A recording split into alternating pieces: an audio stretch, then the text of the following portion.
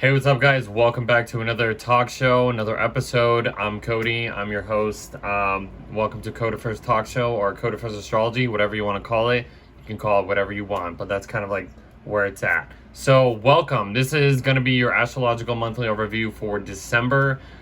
December, guys, this is kind of going to be a continuation of what's been going on, especially, the start of November.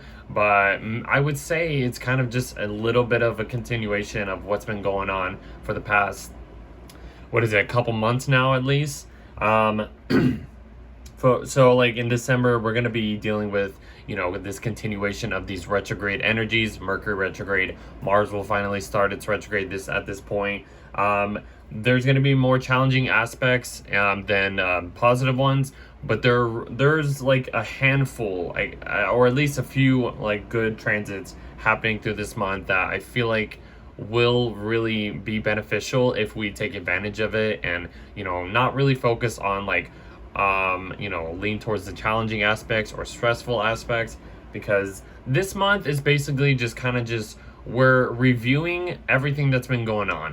We're at the end of the last month of 2024, and we're trying to get everything in order. We're trying to go back over things just so we can get ready for the new year. Basically, we are basically taking a hard left towards 2025. But before we get there, there's some things that we need to at least get situated before we just jump into something new. December is another big month, guys. Like I said, this is when Mars stations retrograde, and that's going to be a huge shift in the in our energies and the collective of where we're going and stuff like that. So yeah, so for most of I would say for the first half of this video, I would at least try to make it at least maybe 45 minutes to possibly an hour of the overview. We'll just kind of see what happens. I mean, November was a long month. It was a huge month to talk about. Excuse me. And it ended up being a little bit longer than I was planning on it. So I'll try to make this maybe a little bit shorter, but sometimes there's a lot to talk about, guys. And we are really in the thick of it, of what's been going on. November, I said we are kind of in the middle of it. December, we are this is our last effort, I guess you could say, our last push in order to really understand and reflect on what's been happening this whole year, so we can at least let that old we're turning a new chapter. Basically, we're leaving the old and we're entering a new. So I guess that's kind of the introduction, I would say. I do have a few announcements that I will at least, we can talk about now. The merch, I'm rocking some Capricorn merch. This is from last year. This is actually a really cool design for Capricorns. I was trying to get this design on the website a few times, and it kept deleting it and getting rid of it. And I was just like, why does it keep doing that? But eventually, I did the whole design. I kind of touched up a little bit, put that there, put this there, and kind of put it all together, and it finally, accepted it. So I was pretty excited about that. But there's two announcements that probably should be out by the time this video is out.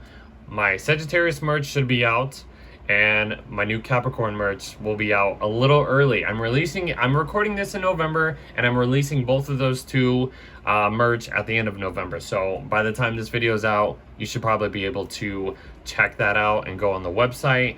And I will show you how to get to the website if you go to my Instagram. So Codifer or Codiferverson. That's just what you got to look for.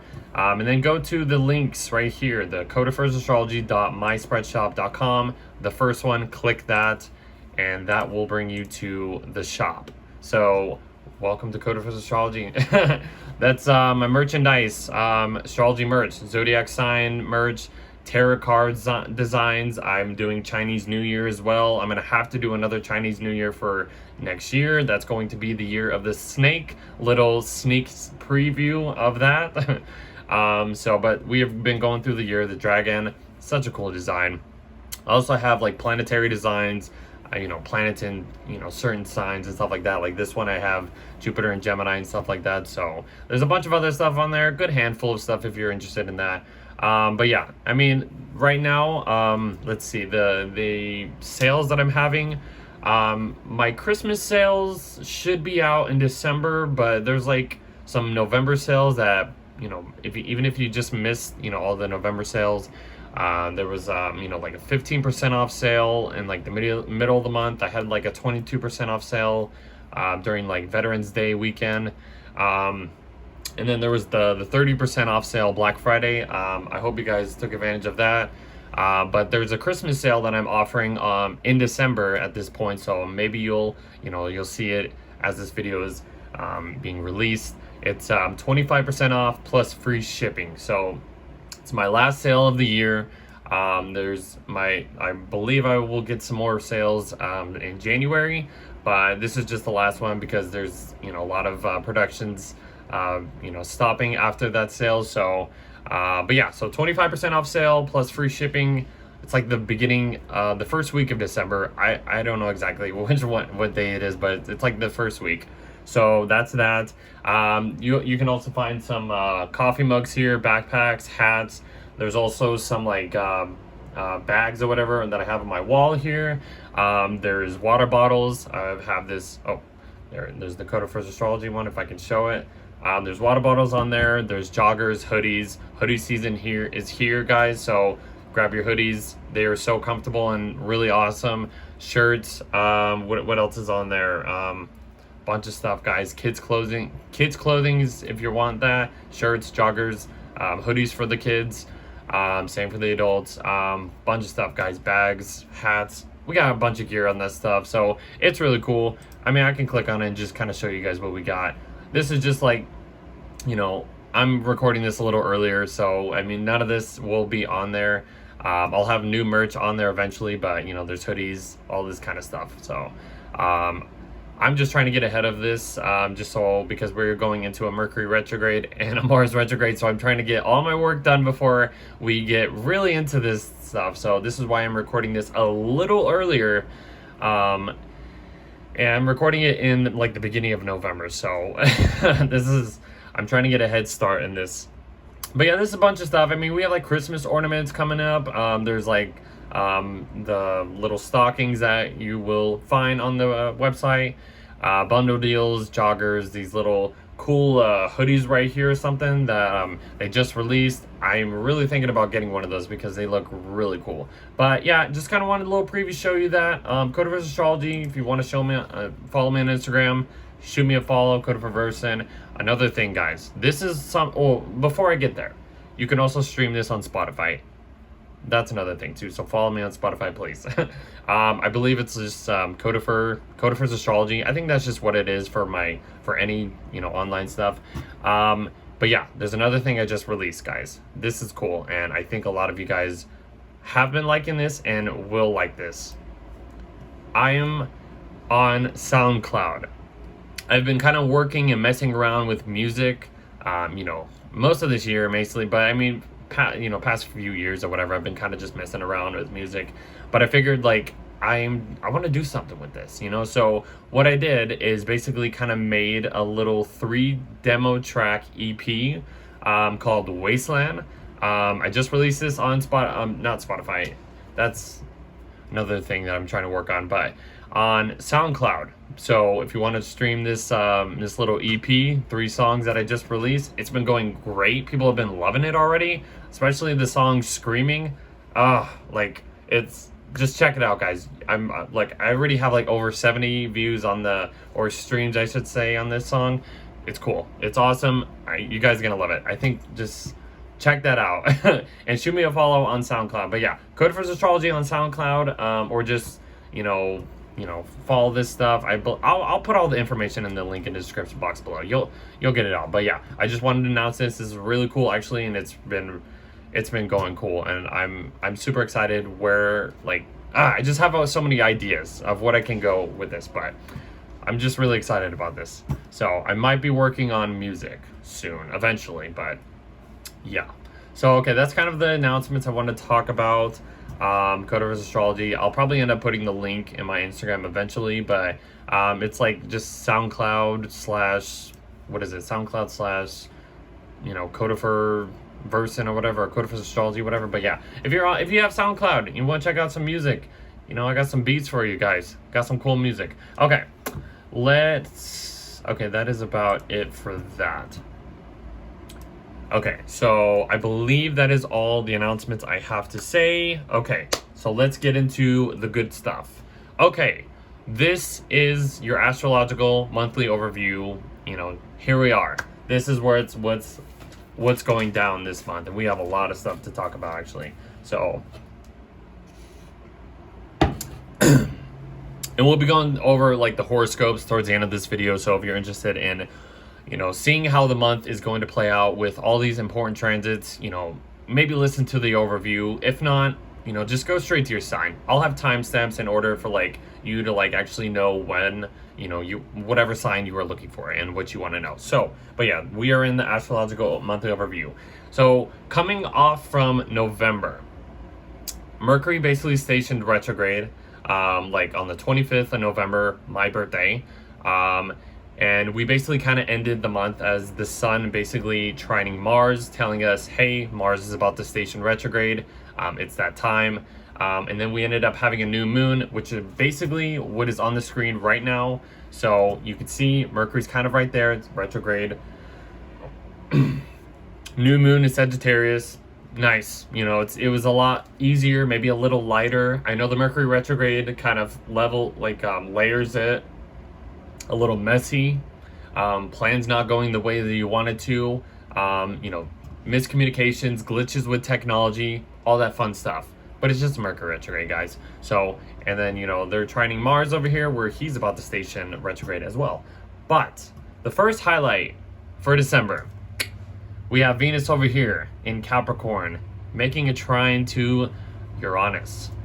So Venus has been traveling through Capricorn since November 11th. I still have my calendar up, so I know kind of where we're at. November 11th, and she will be there until the 6th of December. So Venus trining Uranus. Venus is in Capricorn. She's valuing that responsibility. She's valuing a more, you know, structured, you know, stability kind of type of vibe. You know, she wants to have that, you know, that just solid structure. She wants to attract, you know, maybe hardworking people. Like if you have this placement, you probably value, you know, like I said, structured people, you know, responsible, mature people and stuff like that. People that know how to, like, you know, just handle structure and they're just, you know, working and stuff like that. Like having a solid structure. The sign of Capricorn is a cardinal sign. And that's all about, you know, initiating stuff, you know, starting something new. You know, the cardinal signs, Capricorn, Aries, Cancer, Libra, are all about initiating something new. At this point, we are basically, this is kind of like the winter solstice, which we will get to, but I know I'm all over the place. Venus trining Uranus. So this could be, you know, an exciting transit. This is one of the sweet aspects, I should say. This is one. Venus trining Uranus could really, like, I would say, you can say this can break through, you can, like, you know, have like a breakthrough in relationships or whatever, or something is changing in a good way in your relationships. This is something, you know, you're initiating some new ideas in which you want to create. That's Venus in, you know, Capricorn, trying to value, you know, that structure, that responsible, you know, outcomes and stuff like that. Trining Uranus and Taurus, you know, I mean, Uranus is in a Venus-ruled sign of Taurus. Venus rules the sign of Taurus. So this is going to be maybe unexpected, you know, adjustment to, you know, your relationships, how you're attracting, what you're valuing in your relationships, trying something new. They're both in earth signs, so maybe this can be about, you know, using, you know, focusing on materialistic items or finances or something like that, and, you know, having some breakthrough, you know, using that stuff, or what you're valuing through finances, attracting others, attracting responsible people and stuff like that. So, I mean, this is a good aspect. I mean, it's not really like the biggest thing, but I mean, this is just like, here's something sweet, you know, here's something to shake up your relationships in a good way, in a positive way. You know, try something new. That's kind of like what it is. And then the sun is basically going into the next highlight. The sun in Sagittarius is coming into a square with Saturn. So There's a lot actually to talk about around this time. So, but yeah, we'll do one thing at a time. So Sun squaring Saturn. So, you know, I mean, this is basically repeating what Mercury's been doing, squaring Saturn, you know. So, you know, we're getting a hard no, we're running into a wall, we're getting, you know, hit with you know, nope, you can't do that, or something like that. Like, this is a limitation. The Sun in Sagittarius wants to go out there. It's a very external sign. It's very like, how do I go from point A to point B and just, you know, just go. You know, this is kind of like escaping or just exploring and, you know, going out into the wilderness and not really know where you're going, but then you end up, you know, getting hit by something, and then it's just like, oh wow, I shouldn't have, you know, gone too far, I shouldn't have been impulsive and do all that. So like, Sun squaring Saturn, we are going, our authoritarian position, energy is going to be challenged, or we are going to be challenged by people in authority, or like authority roles or something like that. So what I could say here is, you know, take it easy. You know, I mean, yes, this is going to be like a lesson, a test.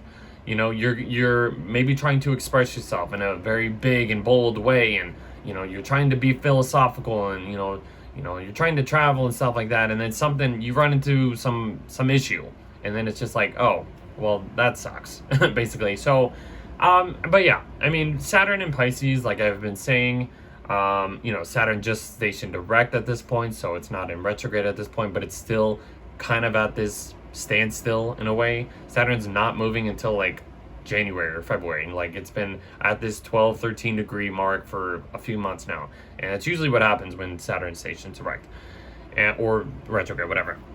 But yeah, okay, so Sun squaring Saturn, you know, you're coming to some conflict with authority figures. They're challenging your authoritarian role. They're challenging your ego. You might get your butt, like your feelings hurt, like butt hurt or whatever. But this is just trying to, you know, discipline yourself. You need to be more mature if you're, you know, especially if you're working on something or just trying to plan on long-term goals. This is just challenging your, you know, your role in life. You know, how can you adjust to these authoritarian obstacles that you are being challenged to? That's kind of what I would say about that. And then Mercury, okay, so like we're kind of going into the Mercury Cazimi, but before we get there, Mercury's coming into an opposition with Jupiter, and and Mercury's also squaring Saturn at this time. So kind of we have like the Sun, Mercury going opposite Jupiter, and they're both squaring Saturn at this point. So this like little T square here. So I mean, that's what a T square is. It's like, it could be, you know, two planets in opposite signs, and then they're both 90-degree angles towards, you know, somewhere over here. So that's what we call a T square. It's kind of a lot to talk about, actually. There's always a lot to talk about, I should say. So okay, so we're going to the Mercury opposite Jupiter. So I mentioned in November when this happened, this is the second time that Mercury is going opposite Jupiter. So what information did you learn? What were you, maybe you received a message or something like that from somebody. Like I said, it can be involved information, teaching, you know, learning something. This is the time of like going back over what you were being told or what you were trying to learn. Mercury is in detriment in the sign of Sagittarius.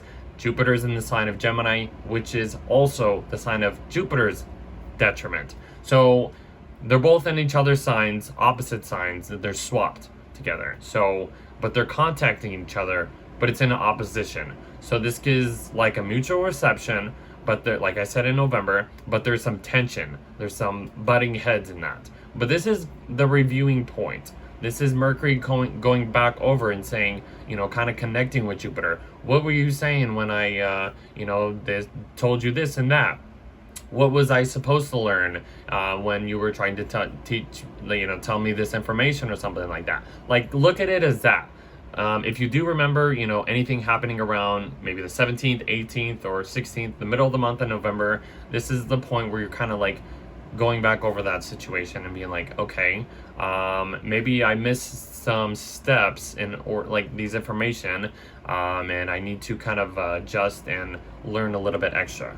And having basically Mercury coming into the heart of the sun as this opposition is happening and they're squaring Saturn, there's some clarity here. We understand what the solution is. We understand why we were presented with a problem or an issue. We're starting to understand it.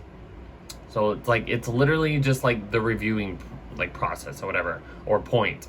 And having these planets squaring Saturn, there's like, we need to discipline ourselves. We need to discipline our mind. We need to understand what long-term goals we are trying to build for ourselves. But there's like, it's kind of, sometimes things don't come to us overnight.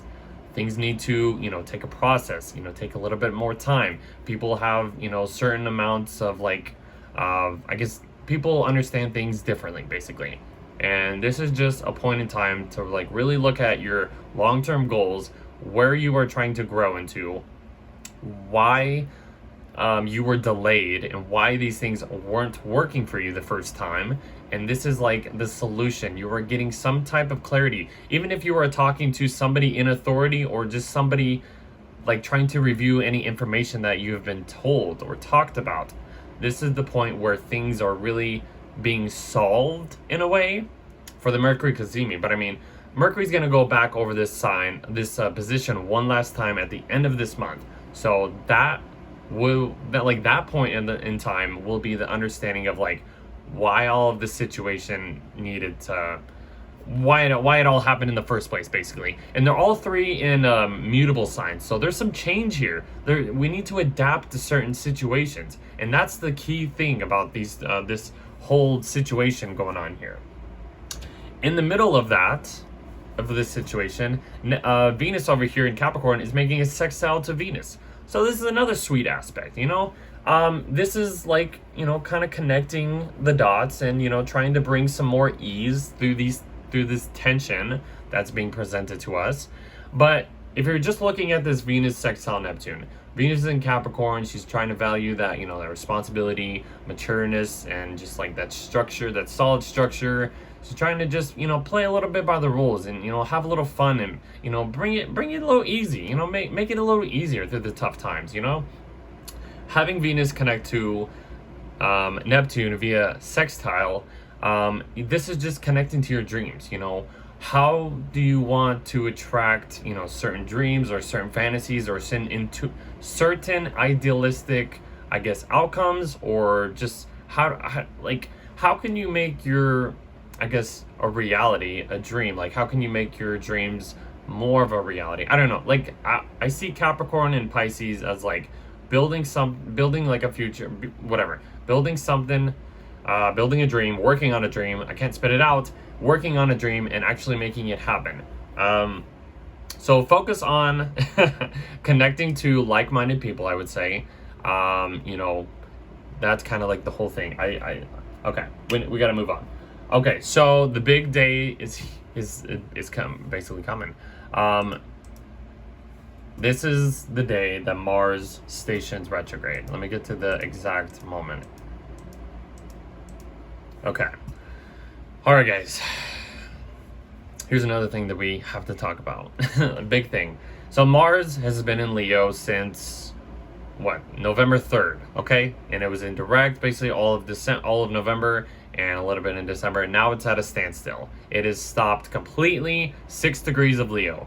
Yes, we have been more bold. We've been more like, we want to be center stage. We want to be confident. This is just like a fire enhancing kind of energy, as Mars has been in the sign of Leo. And it's been fun. I've been having a lot of fun since Mars has been in Leo. But the momentum stops at this point. Your energy will probably feel a lot less than what we've been dealing with over the past, we'll just say, year.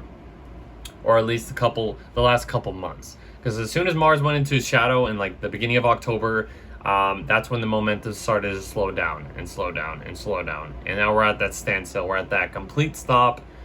Mars is not going any further than this. So, Mars is going to be in retrograde from December 6th through, I believe it's February 24th. Around that time. That's the Mars retrograde. But Mars is going to start moving back into Cancer And that's going to happen, I believe, in a month from this day, January 6th. So we're going to have one more month of Mars in Leo, but it's going to be in retrograde. So this is going to be the time to re-strategize your actions. Mars is in Leo at this time, so re-strategize the way you want to present your energy. Like, if you want to be center stage, how can you, do it better the second time? Because once Mars gets back into Leo in like April, we're going to be fully onto like this Mars in Leo and just like, okay, now I know, how to perform, how I need to do this, I need to do this better. Because I feel like right at this point, we've been given a little preview of what Mars in Leo is going to be like, but we're being stopped. This is just a little tease of what we can go after once we are back at this point. And like, I believe it's the end of April into May. So, but yeah, Mars is going to go back into Cancer. That's going to be where Mars is going to be mainly retrograde in that point of the chart. So, but yeah, Mars retrograde, re-strategize your actions, understand your desired directions that you want to go after and take and chase and stuff like that. Kind of go like review that, is that direction the right path for you? Do you need to take a new direction? Kind of think about that stuff. Short-term goals, all of that kind of stuff. What do you want to, kind of go after? What do you don't need no more? Because Mars is about, energy, confrontations, cutting things off, just getting rid of it. So this is like the time of like, okay, now I need to, adjust to a new situation in order for me to, go after what I want. And yes, Mars is going to be in a Cancer. It's going back into the sign of its fall. So it's not going to feel easy, guys. Definitely isn't. It's basically going opposite Pluto too. So, I mean, we're still dealing with this Mars opposite Pluto for like another month or two, for most of it.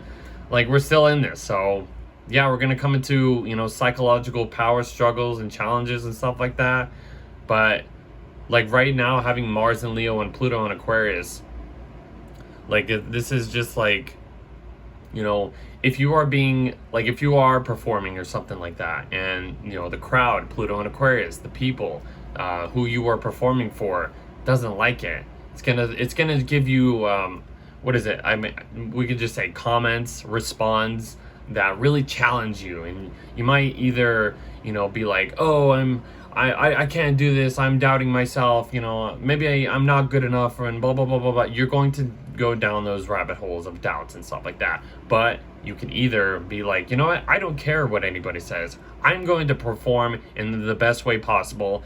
And if they don't like it, oh well, I did my best. I did what I wanted to do. I did what I love. So kind of just think about that. That's going to be happening for the next couple months now. So lot to talk about. All right. Next thing happening. I guess I'll just go like this. Venus is going into Aquarius. So Venus is leaving Capricorn. She's entering a new sign. Venus in Aquarius, I mean, she's basically going over Pluto as soon as she enters the sign of Aquarius. So on one level, that's going to be transforming, changing, shifting our values, the way we express love, any relationships, how we're relating, like what's attractive and what's enjoyable. We're going to be, really focused on this deep psychological transformational way of expressing love. Venus is about love, relationships, attraction, like I said, what's enjoyable. But there's like a challenge here, an internal subconscious challenge. But it's only just going to be changing, it's only a huge shift. Maybe there's like certain relationships that you don't need no more, and this is the time to really like look at it and let it go. If it's not serving you, you don't need it, basically. But Venus in Aquarius, so Venus values, different things in Aquarius. She's in a fixed sign, so you're not really changing much, but Venus in Aquarius like values unorthodox, kind of like different type of vibes when it comes to just like expressing love. Maybe if you have this placement, you kind of enjoy, meeting new friends, being a part of a group and stuff like that. You're more of a humanitarian. You have that filter on if you have this placement or whatever. But you could be maybe, a little bit rebellious, eccentric, or attracting eccentric people. Maybe more original people, maybe different people. I feel like the image of Venus and Aquarius, like if you have this, because Venus is all about, how you present your, I guess, beauty or whatever. You can have more of a unique look to you. Maybe you dye your hair a certain color, or the way you're dressing is very more unique and original, and it's different. It's not like other trends or whatever. It's like a very different, original type of look. And I feel like that's a good way of explaining Venus and Aquarius. Another thing is, this is the last sign that Venus is going to just go straight through, because once she gets into Pisces in January, she's going to enter her shadow. Yes, Venus is about to do its retrograde. We're about to go through a Venus retrograde in the next couple months. But as she goes through Aquarius, this is the last sign she's going through. She'll enter Pisces in January, and then enter her shadow at the end of January. And then I believe in February, she enters Aries, and then she stations retrograde. I think it's the first day of March. It's either the last day of February or the first day of March. That's when she stations retrograde, and then all of March and maybe a little bit of April, she's in retrograde, and she's going to be going back over Aries into Pisces.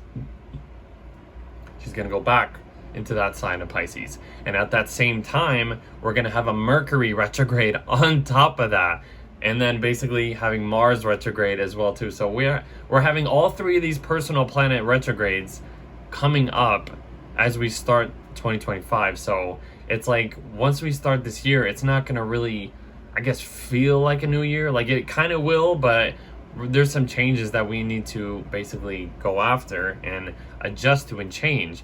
That's why I kind of said from August to May is we are in this retrograde hotspot, because of all this stuff. And then once we get to May of 2025, we're done with all of that stuff. So I know we're kind of only in December right now, guys. And we're basically starting the Mars retrograde. Mercury's basically doing a retrograde right now. But yeah, Venus and Aquarius though, hint, pay attention to that. That's a very important point in time.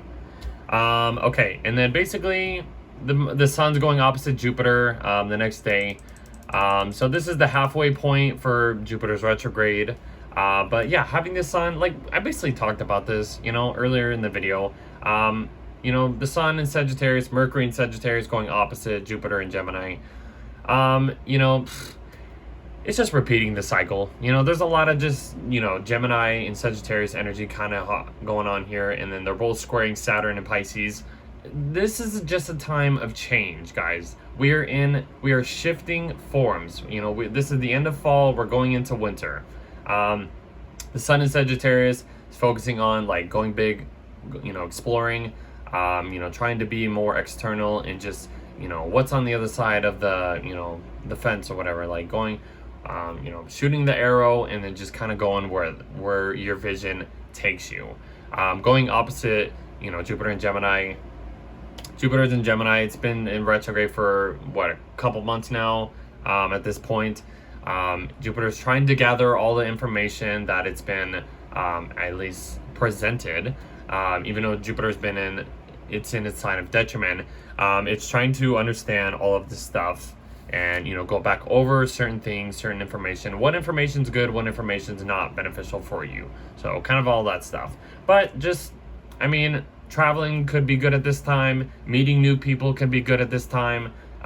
Expanding just relationships and connections and ideas and teaching and stuff like that. That's good for all that stuff.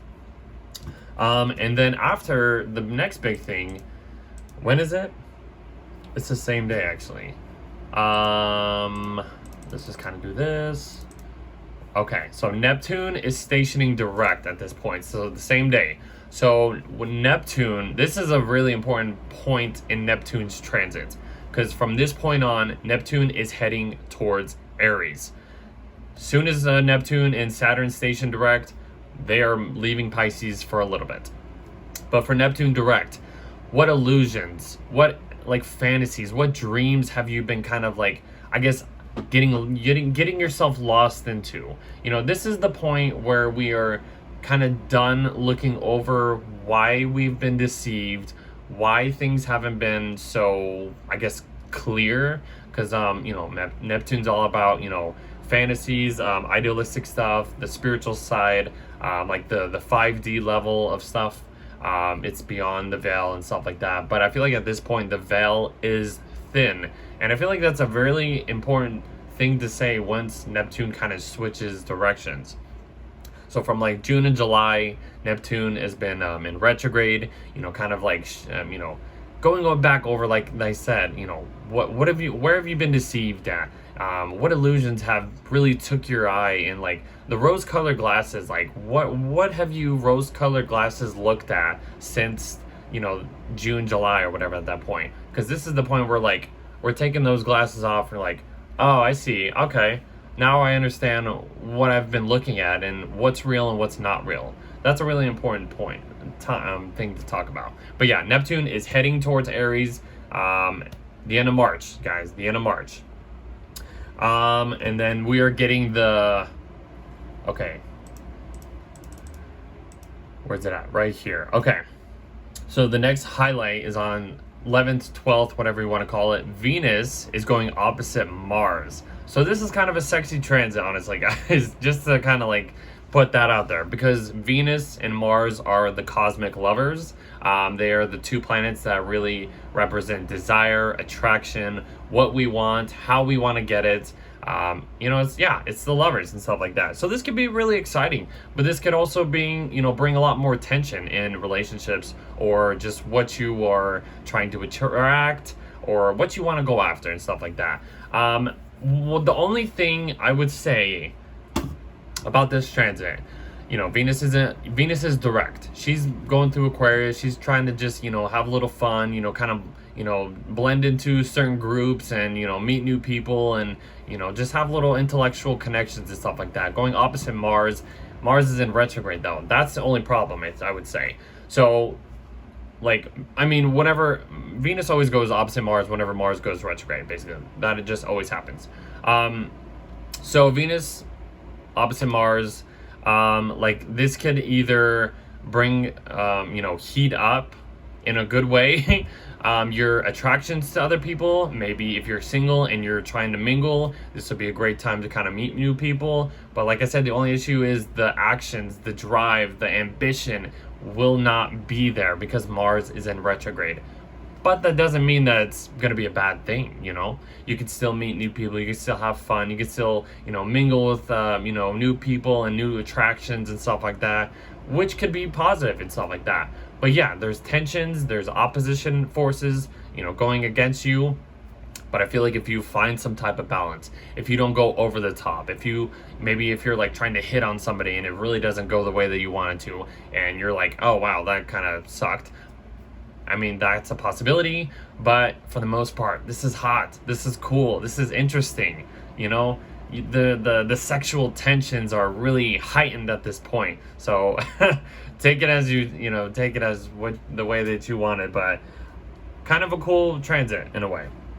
The same day, Mercury is kind of getting in the mix of this like opposition. Mercury's sextiling Venus, and it's also trining Mars. So I didn't mention the Mercury trining Mars last month, even though they were kind of trying each other when they were both in water signs, but now they're in fire signs. But so looking at this opposition and putting Mercury in the mix with it, I feel like Mercury is kind of like, what is the word? I can't even think of the word right now, but it's like kind of helping out, excuse me, this opposition. Like, it's like, let's just say you're out mingling, you know, you're out, you know, trying to meet new people, and you know, you get some like attractions going on. You're like, but there's like tensions happening when you're trying to hit on people or just being around people and stuff like that. And then I feel like Mercury coming into the mix, this is kind of like bringing your friend and like kind of like them helping you, you know, get that person, or like kind of boosting up their ego, or convincing somebody to be like, hey, you know, hook up with this guy over here, or something like that. Like, that's kind of how I see it.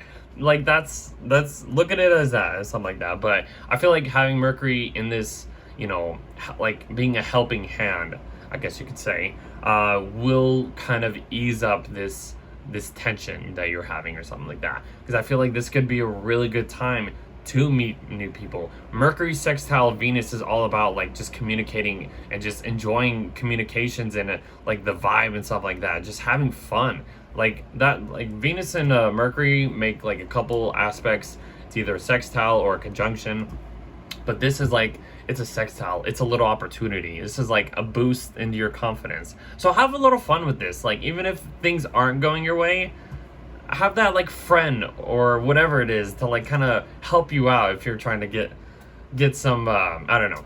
It's a good time. I feel like just look at it as that.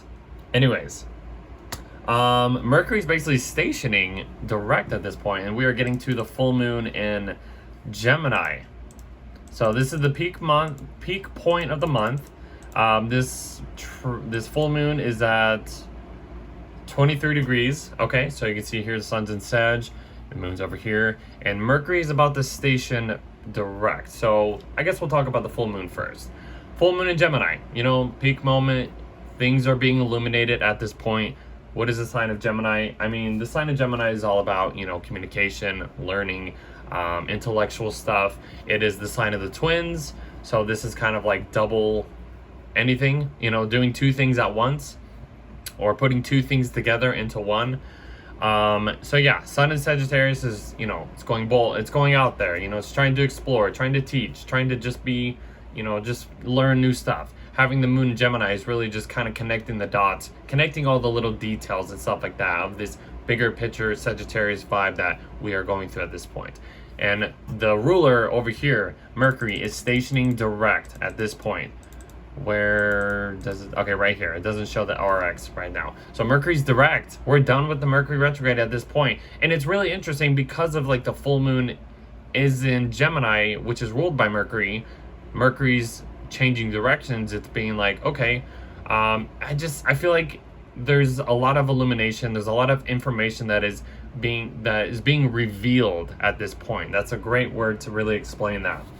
And it's interesting because the ruler of that full moon is stationing direct. It is finishing up its retrograde. It's saying, okay, now that you're aware of this whole situation, you know, you're being illuminated about, you know, the Mercury retrograde, just whatever is going on during like the full moon in Gemini and stuff like that.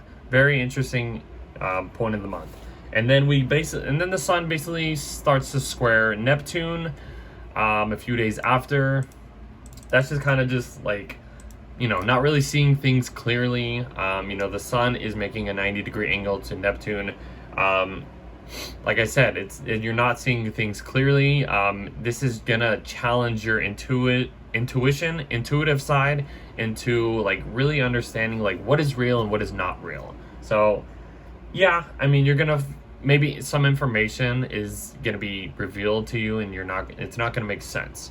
And you're gonna have to really kind of like look at it. You might overanalyze about this stuff, being like, whoa, what does this mean? If you're going down a rabbit hole, if you're like, you know, I hear this and this, and then it's just like, it just takes you down somewhere that you don't need to be going down. So just kind of watch out, focus on, you know, being more creative or responding more creatively, or just kind of, you know, if you're not seeing things clearly, like kind of take a step back, kind of have like a bigger picture outlook, you know. Sagittarius and Pisces are ruled by Jupiter. They are mainly about the bigger picture, what's beyond the, you know, the little details and the mundane life and stuff like that. So that's what I could say here.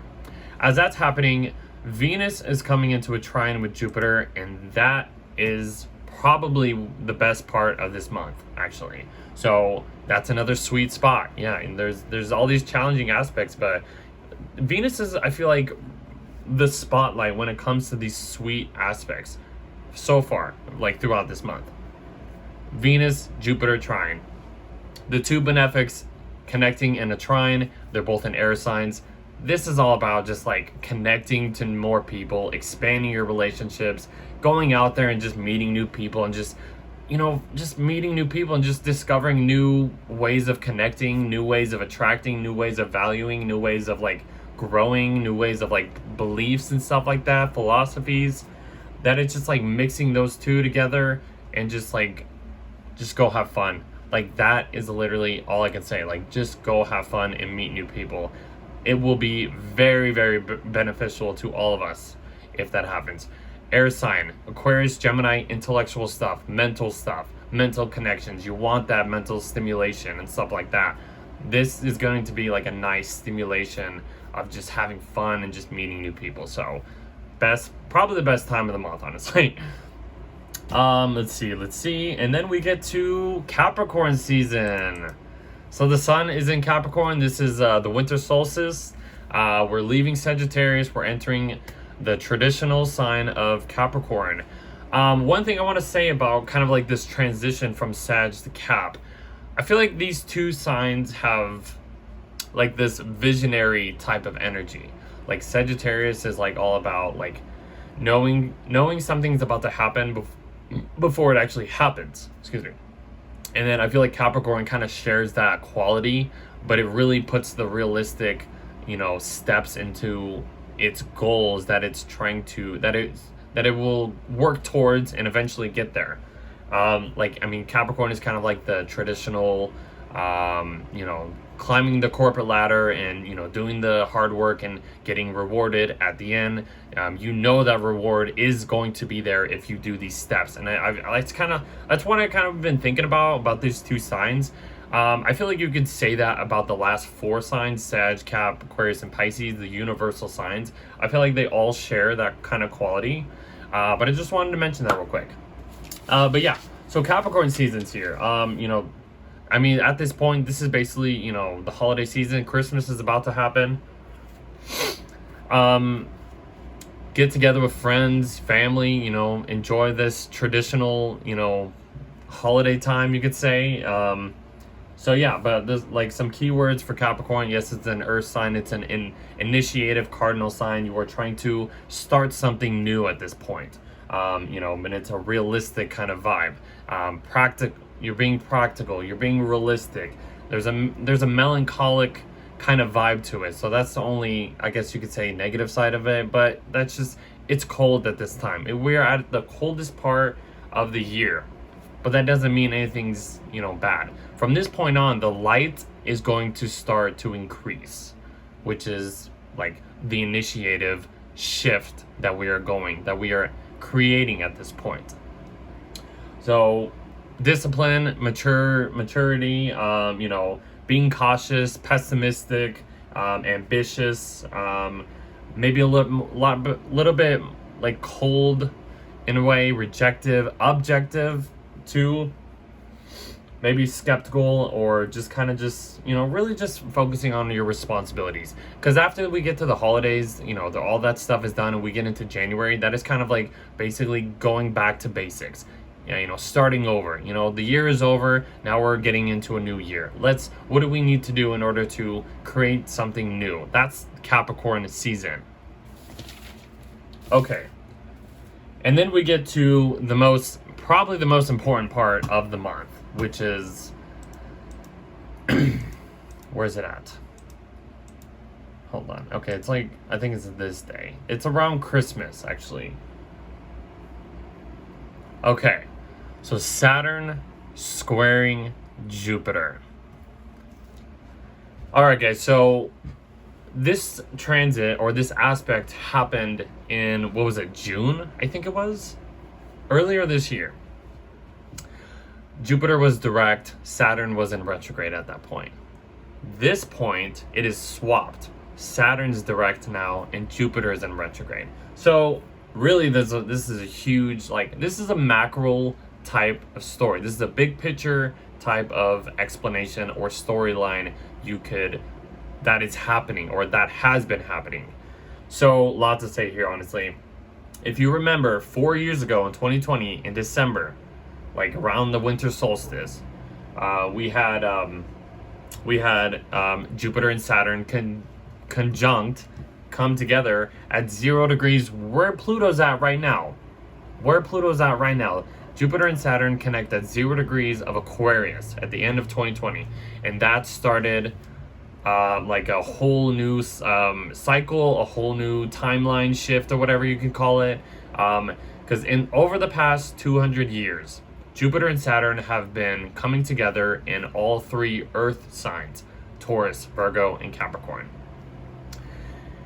In like the early 1980s, I don't know, I think it's like 1980 or 1981, maybe around 82, Jupiter and Saturn made a conjunction in the sign of Libra. And that was kind of like the whole shift of the elements of where Saturn and Jupiter are going to meet up in. Because that, like, and then basically 20 years after the, 1980, conjunction, in the year 2000, Saturn and Jupiter met up in the sign of Taurus. And that was the last time that, those two planets met up in the Earth signs. And that was all about, more like realistic industrial things, building. And that's why a lot of like the structures in like society have been about, getting money and like building, new structures and just build and just like, trying to do all that stuff. But now, when Jupiter and Saturn met up in the sign of Aquarius, they shifted the elements completely. So, and this is like a new storyline that we will be experiencing, or at least most of us will be, because we're not going to be living the next 200 years. But so Jupiter and Saturn are going to be, meeting up in air signs, Aquarius, Gemini, and Libra, for the next 200 years. So that's kind of like the whole big picture storyline thing that's really important at this point. And right now, we're going through the first quarter phase of this cycle, you could call it.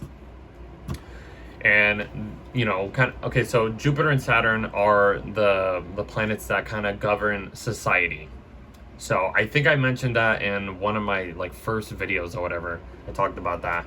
But yeah, so Jupiter and Saturn are like all about growing, building structures, taking care of society, and what society is going to be like in these like points and periods of times. So every 20 years, probably should have mentioned that. Every 20 years, Jupiter and Saturn come together.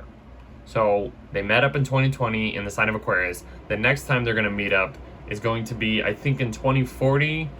I believe they're going to be in the sign of Libra at that point. And then that'll be basically the conclusion of what happened since 2020.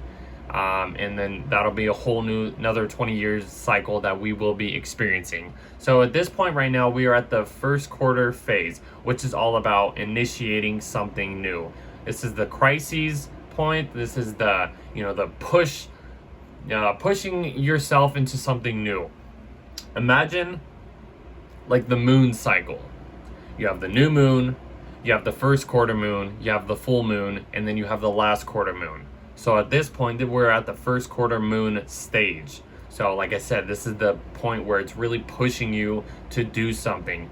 These two planets, Saturn and Jupiter, are all about growth. What do we need to do in order to grow in life? We need to do the hard work. We need to, adjust our belief systems and stuff like that. Saturn is in Pisces. That's a Jupiter-ruled sign.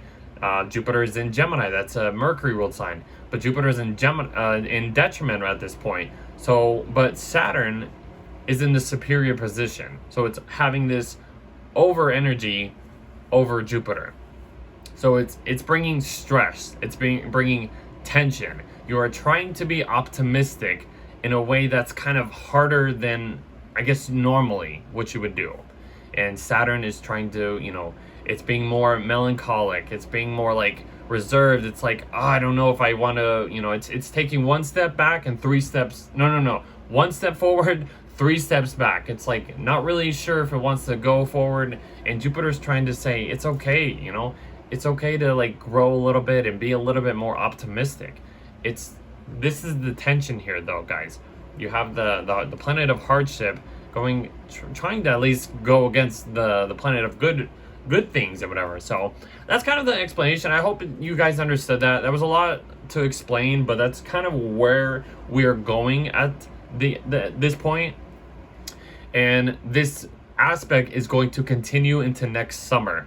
So once Saturn is in Aries, Jupiter is going to move into Cancer, and they're still going to be in this square aspect until like the end of the year, whatever, for like the middle of the year, I should say. And then Saturn will go back into Pisces and then make a trine to Jupiter, which will make things a lot easier in this storyline that we are going through. So kind of just wanted to mention all that. Very, very important point in the month, very important time like that we are in at this point. So, and one thing, Mercury's in the mix of this Saturn squaring Jupiter thing. So I mean, look at Jupiter, it's literally opposite, Mercury's opposite Jupiter at this point. So this is the third and final opposition of Mercury opposite Jupiter, and then Mercury's going into a square with Saturn. So it's like this storyline that's really bringing tension. Mercury, the planet of like, you know, the mind, it's really kind of trying to bring things down to earth in a way. Yes, it's in the sign of Sagittarius. It's trying to be more philosophical, open-minded, more optimistic and stuff like that. So I feel like whatever plans have been kind of delayed and bringing more obstacles to you, this could at least try to help in a way, but it's still going to bring tension because they're in a T-square at this point. And like I said, the Gemini, Sagittarius, Pisces energy is really, really prominent at this time. So there's a lot of adaptability. There's a lot of change happening at this point. So any conversations that you maybe need, maybe that can help, you know, ease up this tension and stuff like that. So just kind of, you know, try to take it easy. But if you need like conversations or like the information that you've been, I guess, gaining or receiving, you're kind of understanding little bits and pieces of this bigger storyline that's been going on here. So very, very important, you know, thing. I'll probably continue talking about this Jupiter Saturn square eventually. So, but this is kind of how we end the month. Venus eventually goes, makes a square to Uranus, and we're basically coming up to a new moon in Capricorn as we end the month of December. So Venus square Uranus.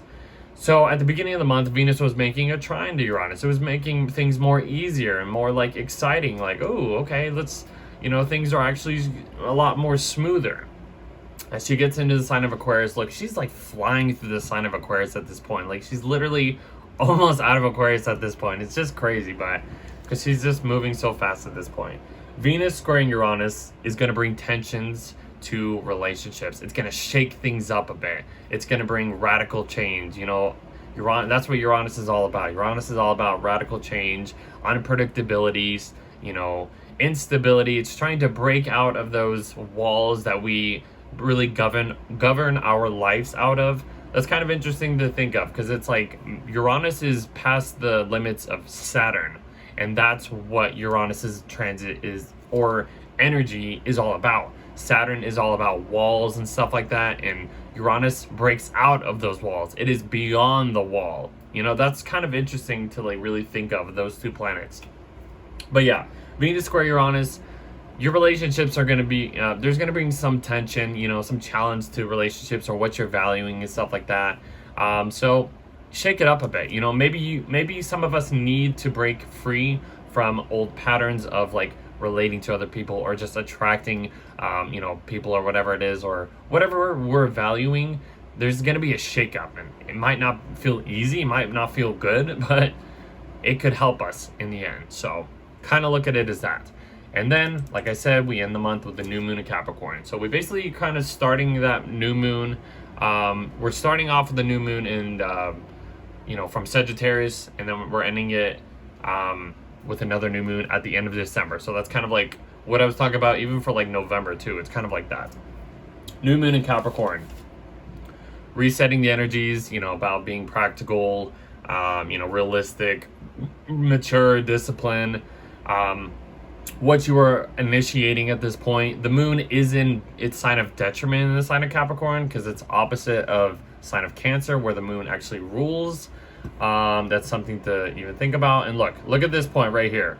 Mars is at 2 degrees, Pluto's at 1 degree. So this tension, this tension's building up as we get towards the end of the month, guys. And then I mean, it's gonna happen like I believe the next day or like the first day of January. It actually happens on January 1st. So, and then the moon's right there too. So that's like influencing this plutonic, you know, energy going opposite Mars. So that's kind of how where we're going into at the start of the new year, start of January. So very important month, guys. Very important month. Let's get to the horoscopes. And yeah. So I hope you guys are enjoying this video. Please like, share, subscribe. This is going to be on Patreon if you want to get it early, early access. I'm going to post it on Patreon before I post it on any other platforms. So it'll go on Patreon first, then Spotify, and then YouTube. So in that order. So please like, share, subscribe. I hope you guys are enjoying this. This is a really important month, guys. So okay. All right, so let's get to it. Aries. All this stuff is starting off in your 9th house, okay? So 9th house things, you know, traveling, teaching, you know, international stuff, foreign stuff, higher education, institutions, all that kind of stuff, legal matters. If you're dealing with any of that stuff, that's the focus right now. And Mercury is basically going retrograde over certain things in that point of in your chart. So you're kind of re-examining maybe, you know, learning a language, learning some higher educational information. If you're into religion, maybe you're kind of like, you know, focusing on that and trying to connect to God more in that way. Something like that. But traveling, all that stuff, you might have delays in traveling if you are trying to travel because Mercury's in retrograde at this point. So kind of take it easy. Don't really beat yourself up if things don't go the way that it is, because we are dealing with a Mercury retrograde. And on top of that, Mars is over here, your ruler, about to station retrograde. So that's just going to bring even more retrogrades. But it's in your 5th house. So there's some things that might feel a little exciting when it comes to romance, dating, hobbies in that way. I know I'm just kind of just jumping, but you know, why not? This is kind of like important things to talk about. So yeah, okay. And then Mars goes retrograde, and then basically, you know, at this point your momentum is probably not as bumped up as it usually is. Your ruler is at a standstill. It is like, okay, I am about to go backwards. You know, it's going to go back into your 4th house in January. So, but right now it's really focused on your 5th house, you know, at this point. Creativity, children, pleasures, you know, games, activities, what you're producing, entrepreneurship, bucket list items. You're going to come back to this. And I feel like once Mars gets back into your 5th house, you'll understand what you need to do and what direction you need to take. That's really going to be exciting and really lights your fire up again. But that's going to be in like April, May. So, okay. We get to the Mercury Cazimi. I mean, so there's a lot to talk about, honestly. So Mercury Cazimi, you're getting some type of clarity at this point. You're understanding, you know, why things were delayed in this 9th house for you. So like if you're traveling or learning a language, it's like you're understanding why things were delayed and stuff like that. So you're going to get some information, light bulb moments coming in. You're like, okay, now I can adjust to these circumstances in order to move forward or do what I want to do. And all this like Jupiter, Saturn square stuff and mix, there's a lot going on here. A lot of change happening basically. So I know I'm kind of all over the place, but okay, we'll get to that. Venus is going into your 11th house. So you're going to be wanting to attract, you know, more friends, you know, more financial gains. What else? Abundance, just, you know, connecting with people, basically networking, being part of like working with like big groups and stuff like that. Alliances, hopes, you're attracting opportunities, abundance, all that good stuff. It's nice. Yeah, I mean, she goes over Pluto, but I mean, that's a whole different thing. Something's changing in that point of the sky, whatever. But for the most part, yeah, you're attracting new aspirational goals and stuff like that, connecting to like-minded people basically, or trying to attract, unpredictable, unorthodox, new original people or something that you can work with. Let's see what's next. So, okay, Neptune's stationing direct in your 12th house. So, that's cool. I mean, Neptune's going to eventually get into your first house by next year. So that's going to be a kind of huge shift for you. But, like, at this point, illusions, fantasies, dreams, subconscious stuff, addictions maybe. You're understanding, these things of what you've been deceived by, or you're understanding the illusions of, what's going on behind the scenes and stuff like that. Your idealistic spiritual side is like really, like, I feel like heightened at this point. Like your intuition, listen to your intuition, or focus on what's happening in your dreams, kind of like record stuff like that if that is what you like to do. So yeah. And then let's see, what else is happening? We got the full moon happening in Gemini. Okay, so the full moon happening in Gemini, peak moment. This is in your third house, so something in your third house is being illuminated. Information, communication, social media, something to do with like writing projects or your social life, transportation, like something about your car, kind of pay attention to certain things like that. Let's see, siblings, interests, short trips, education, interacting with people. It's in your 9th house. I mean, the sun's in your 9th house, the moon's in your 3rd. This could do like something with like information, traveling and stuff like that, like normal Sagittarius, Gemini themes basically. So yeah, that's basically being illuminated at this point. That's being spotlighted, and Jupiter's right there as well too. So I mean, this is kind of just putting the spotlight on Jupiter, and he's going through your 3rd house of like I said, interacting, communication, information, stuff like that. So that could be a better beneficial things. And then Mercury's going direct at that point. So where's it at? Okay, right here. So Mercury's direct in your 9th house. You're understanding all the stuff that you've been kind of going back over, reviewing and stuff like that. So like that's kind of just over at this point. Now you can actually move forward into the plans that you actually want to make real. And then after that, that's kind of when we have that, Saturn square Jupiter thing. So like Saturn's in your 12th house, Jupiter's in your 3rd. So something to do with like 3rd house, like immediate environment. You're trying to, grow in this little part of your chart, but there's some subconscious things going on in the background that are really maybe holding you back, or bringing a little bit more of melancholic kind of, reserved energy. Not really knowing, if you should grow, or like what's being told here. But big storylines are happening. So focus on 12th and 3rd house for you guys. And then we basically get to the new moon in Capricorn. And then we get to Capricorn season. I think I just skipped that. So sun's moving into your 10th house. And we're basically having a new moon. You're having a new moon in your 10th house of Capricorn. So, I mean, this could maybe bring some tension, having something to do in your public life. You're trying to initiate something new. You're putting new intentions into this spotlight, this area of life, your career life, public life, trying to achieve more, whatever it is. So, I mean, yeah, it's having a superior position over your first house. So this could represent somebody in your public life having more like superior energy towards you. But for the most part, something new is being initiated in your professional life, basically starting a new position or whatever it is you're trying to do. That is the month of December for you.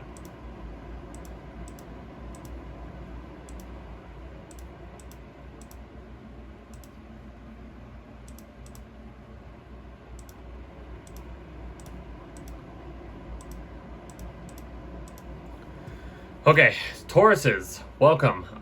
So everything is basically starting off in your 8th house. So you're dealing with maybe, more shared resources, or trying to take care of like debts, or, maybe doing something with like mortgages, or refinancing anything, or maybe kind of focusing on your partner's, resources or finances, trying to maybe blend your two, together. I mean, you actually have kind of a new moon starting off this month. At this point. So yeah, that's kind of like the focus on this. Maybe you're inheriting either new resources or finances from somebody else, from a partner, or just anything. So that's kind of how the month starts. I mean, Mercury is stationing retrograde, going back over certain things, trying to adjust maybe new finances, or working with other people's resources, or helping your partner out, or I don't know, maybe going on joint ventures and trying to plan stuff for the future for you and a significant other. At this point, Mercury's in retrograde and Mars is about to go retrograde. You might not your plans might not go the way that you want to. So there might have to be either adjustments that you need to look at or be aware of. Something like that could happen. But yeah. And then basically, I mentioned Mars is stationing retrograde. So this Mars is in your 4th house at this point. So yeah, I mean, Mars has been entering your 4th house. It's been in here for about a month now. This ambition, this direction, this like attraction that you want to go after is going into your 4th. It's been in your 4th house, but it's at a standstill right now. So this is a little preview of what you could possibly, I guess, go after, because that's Mars, that's direction, it's your energy, it's what gets you going basically. And 4th house, something to do with your family, something to do with your home life, your property. Maybe you're trying to do some stuff, or maybe you're trying to cut out certain things, maybe drama with family, or just anything that you own or whatever in your house or whatever. There's things that need to be adjusted before you can actually get going on certain things. Mars will eventually move back into Cancer in your 3rd house next month. So we'll get to there and we'll talk more about what that means, but this is kind of like where it's at. So something to do with like your property, your private life. Maybe you want certain things to be a certain way, but things aren't really going the way that you want yet. But we'll get back to this point in like April or May. So, and then Venus goes into Aquarius, and it's making this opposition to Mars. So that's kind of hot. I'm just kidding. So, but it kind of is actually. But Venus going into your 10th house of Aquarius, you're just kind of valuing something. You're valuing more respect. You want to have more respect in your public life. Maybe you're valuing like a new skill set, new way of structuring your life. You're valuing that responsibility in a way, but it's in a way that's like very unique. It's very original. It's very just different in what you are trying to attract. That's kind of like your 5th house. I'm not your 5th house, your 10th house of Aquarius. There's something different about maybe your career. Maybe you work at work with more people or groups of people, and like that's how I see your 10th house for your Tauruses. But attracting, maybe respect, achievements, something new in your like public life, or whatever you're doing in your career, your professional life, and stuff like that. But yeah, that's kind of how I see it. Learning new skills, you're kind of maybe interested in doing certain things. So yeah. Okay, so the next thing is Neptune is stationing direct right here. Okay, so Neptune's stationing direct in your what is it, 11th house? 11th house? Okay, so for you Tauruses, so whatever, fantasies, dreams, idealistic, feelings, whatever has been kind of going on or under review since like the summer, you're understanding, what aspirations are good for you and what aspirations are not good for you. Neptune is about, that higher octave of like just going beyond the 3D level. So maybe you've had this like bigger picture idealistic aspirations that you really want to make real and create and build for your future. In this point, I feel like either working with groups of people can help out, or just really just trying to just create something new for your future. Like, even if it's dealing with like huge financial gains and stuff like that. I don't know. It could be any opportunity that is being presented to you in a more like kind of like what you're fantasizing, or what's your dreams, what do you want for like what dreams do you want, and how do you want to create them, basically. And then Neptune's going to be going into Aries too, so that's a huge shift as well. Same with Saturn. But let's see. Okay, we're basically at the full moon in Gemini. So full moon in Gemini, it's in your second house, so something in your, financial house is being illuminated. Either you are maybe just adjusting to a new structure, a new secure way of holding what you need together. Jupiter is here with the moon as well, so it's really focusing on maybe growing new finances, new just security, new possessions, anything to do with like what you need in order to feel secure and safe. Investments, maybe you are seeing the fruits of your labor of maybe investments that you have at least worked towards at this point. So that's about that. And then Mercury is stationing direct, so you're done with this Mercury retrograde going on in your 8th house. So you can finally move forward to that. And then so whatever. Okay, and then the sun goes into Capricorn, which is your 9th house. So that should feel a little easier for you. It's more earth. It's going to be trining your first house of Taurus. That might feel pretty good. This point, I would say there's a possibility you could be traveling to, long distance traveling. You could be going, to another country, or just maybe learning, like a language, teaching, something like that. Something to do with like higher education, foreign stuff, religion, legal matters if you are dealing with any of that, politics, something like that. So, institutions, that's kind of like the focus. Maybe you're trying to learn something in order to maybe progress in your career life, which will eventually pay off next month, and then the following month. So yeah. And then you kind of just have this like I mentioned, the Jupiter Saturn square happening. Jupiter's in your second house of like money, trying to like grow more security and stuff like that, trying to give you good vibes and good luck on that. But then it's coming into a square aspect to Saturn, which is kind of like holding you back from maybe making these dreams, these aspirations, these opportunities more real. Maybe you need to work a little bit extra in order to gain that reward, but you still have that like that reserved energy that's like maybe like something's holding you back. But that's kind of how I see it. These are money houses as well too. So this is like second house is your money. 11th house is kind of like community money or whatever it is, or something like money that you earn from your community or something like that. So, and then we get to the new moon in Capricorn, which is just refreshing the energies and intentions of, like I mentioned, the 9th house, traveling, legal matters, higher education, teaching, publishing, all that fun stuff. So that's kind of just how we end the month.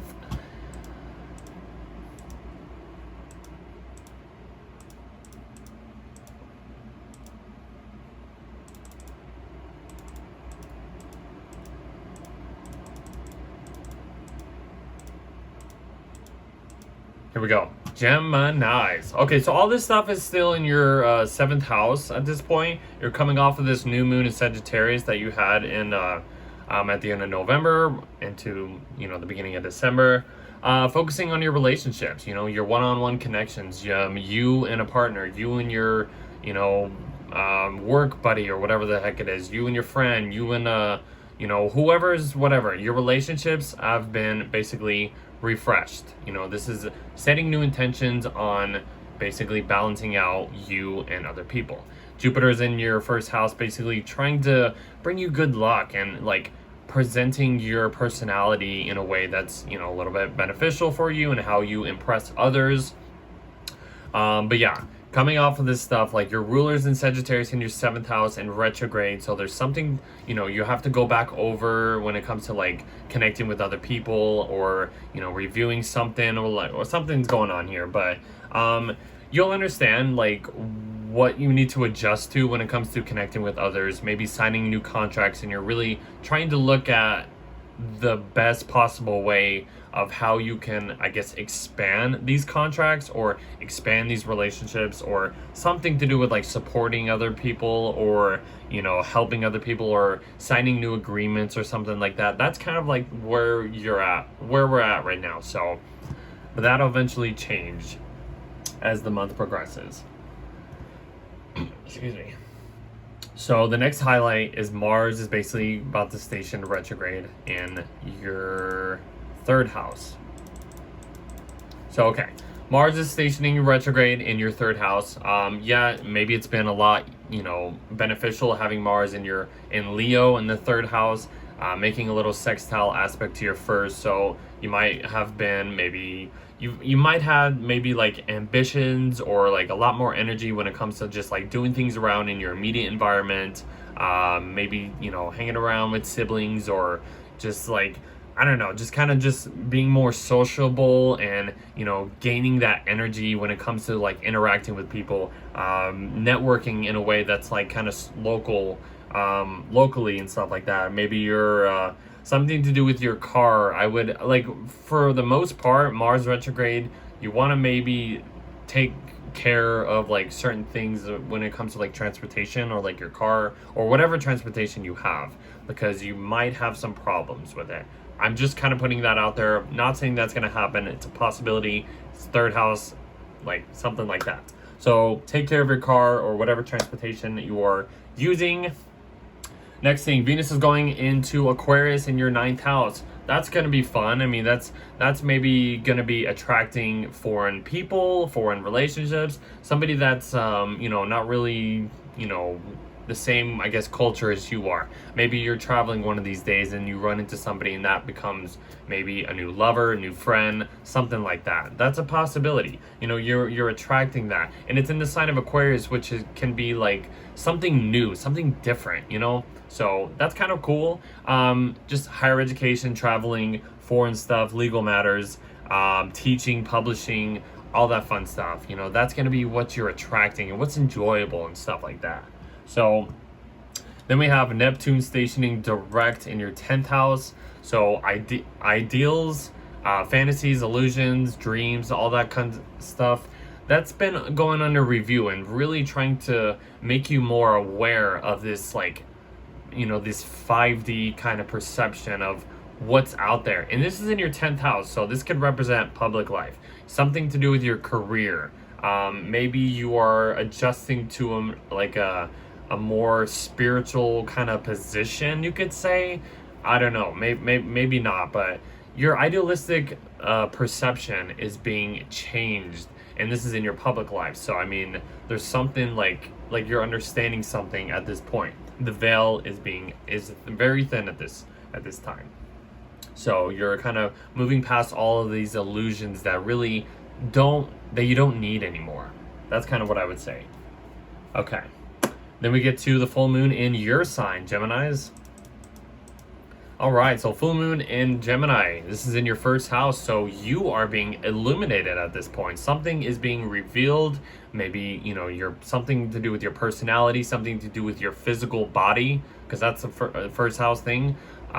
It's kind of like the 6th house is like your physical health, and then the first house is like your presentative, like, body, your temple, basically, of who you are, your appearance, your character, your body. Something is like being like shifted in a way, and you have Jupiter here too, so it's kind of giving you that little extra good luck too. So that's cool. Yeah, full moon in Gemini. There's something to do with, like, the sun's in your 7th house of relationships and the moon's in your 1st house, so you have to maybe find some balance when it comes to you and other people, supporting other people and stuff like that.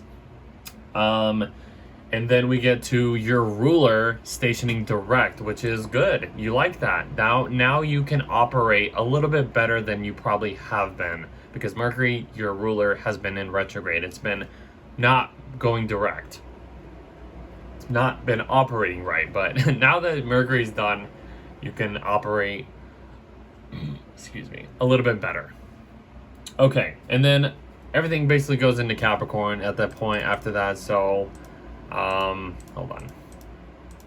Sun's going into Capricorn. You have basically a new moon happening in Capricorn at that point. So everything's focusing on like deeper connections to relationships. That is the 8th house. It is also about shared resources, finances, inheritance, debts, loans, refinancing, transformation. It's a really death rebirth type of energy, 8th house. So, and you're having a new moon here. So this is our like refreshing the energies at this point. So yeah, and then you also have this Saturn square Jupiter thing happening at this point during this month. So something to do with like, how you're presenting yourself. You're changing your beliefs of how you, I guess, perceive the world, how people perceive you. But there's some hard work or something that's kind of holding you back, that you really need to work towards in your career or public life. So this could either be like authority figures holding like a bunch of energy, superior positions over you, but you were trying to feel optimistic. You were trying to work with these people as best as possible. All right, now let's get to the next sign.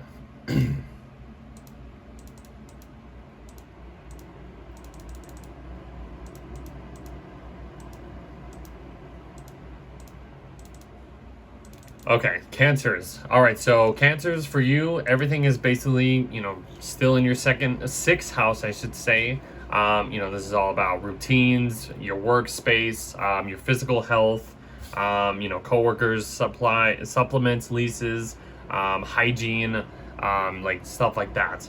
So you're basically coming off of this new moon that you basically had in the 6th house, refreshing the energies around 6th house matters, as I just said. So you're kind of, okay, so what else is, so maybe, okay. So here we go. I don't know what I just did. I was just like kind of all over the place, but yeah, 6th house things, whatever. And then basically Mars is going to station retrograde in your 2nd house. So that's kind of how the month starts. It's like, okay, Mercury's doing its whole retrograde in your 6th house. You're trying to adjust to maybe new routines. Maybe you're taking care of your health a little bit better.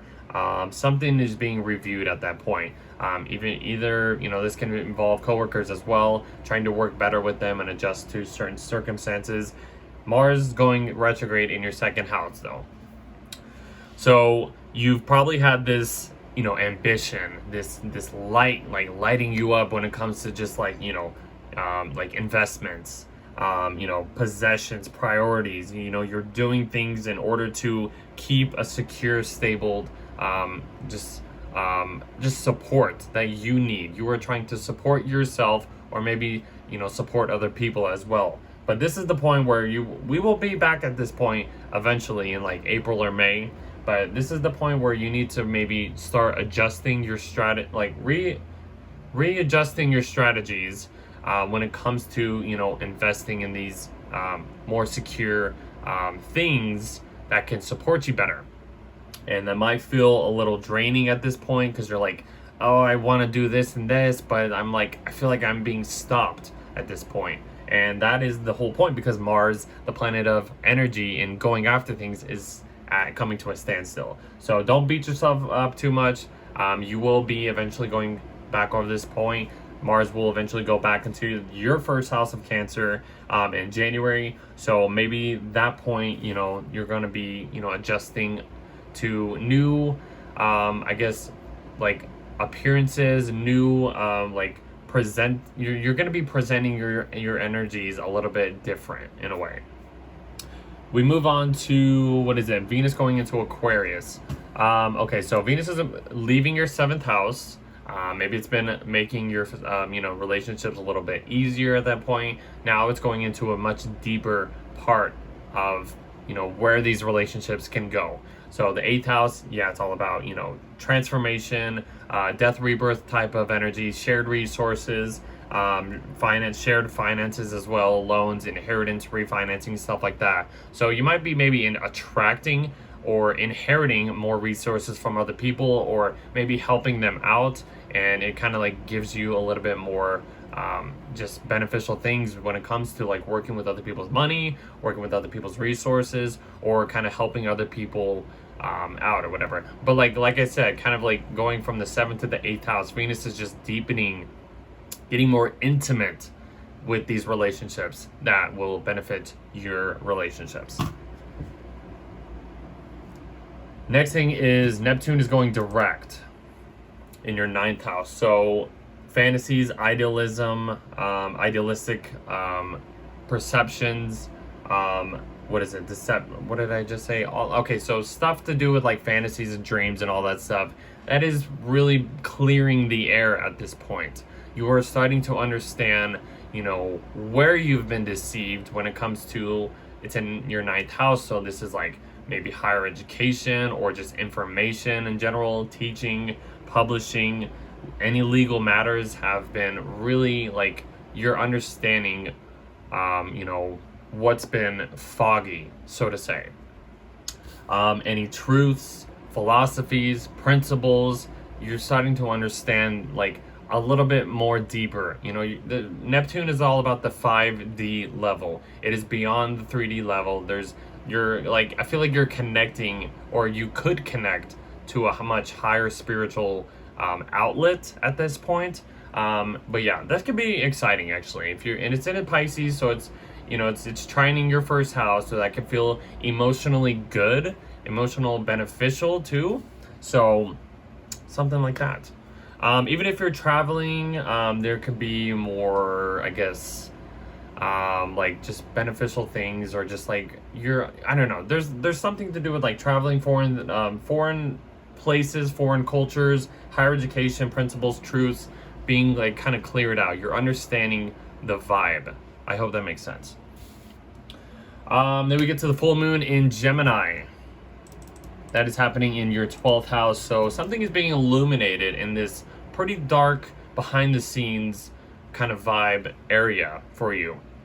Jupiter is here, so there's some beneficial things happening around, like something to do with like your subconscious, spirituality, like mental health in a way. It has that, that mental side or whatever. So even if like the sun's in your 6th house dealing with physical, mundane things, the moon is in the spiritual, like the outer realms type of vibe, type of area. So, but this is like shining a light. Something is being reflected in this point of your chart. And I feel like having Jupiter here kind of really helps, ease up any issues you have or something like that, or maybe some loss that you've been dealing with. Maybe this can really help out in some way.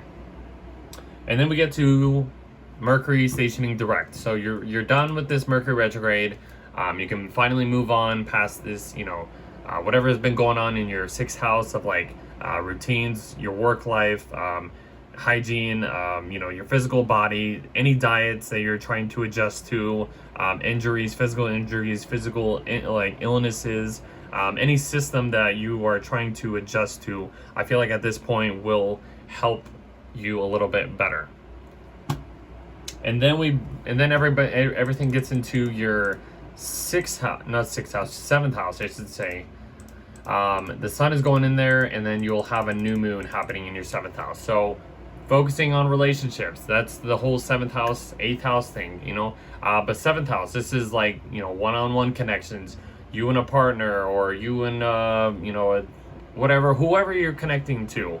But then there's like, this is also about supporting other people, making stronger commitments and agreements and stuff like that. You might have to deal with open enemies in some way, hopefully not.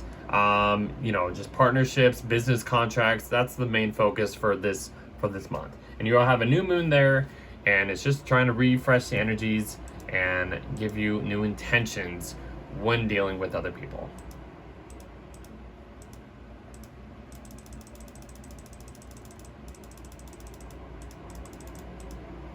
Leos, everything is starting off basically in your 5th house. You got this Mercury retrograde kind of going back over certain things to do with like, you're trying to maybe adjust to new hobbies, maybe your creative side, maybe working with children, dealing with children, you're trying to adjust to.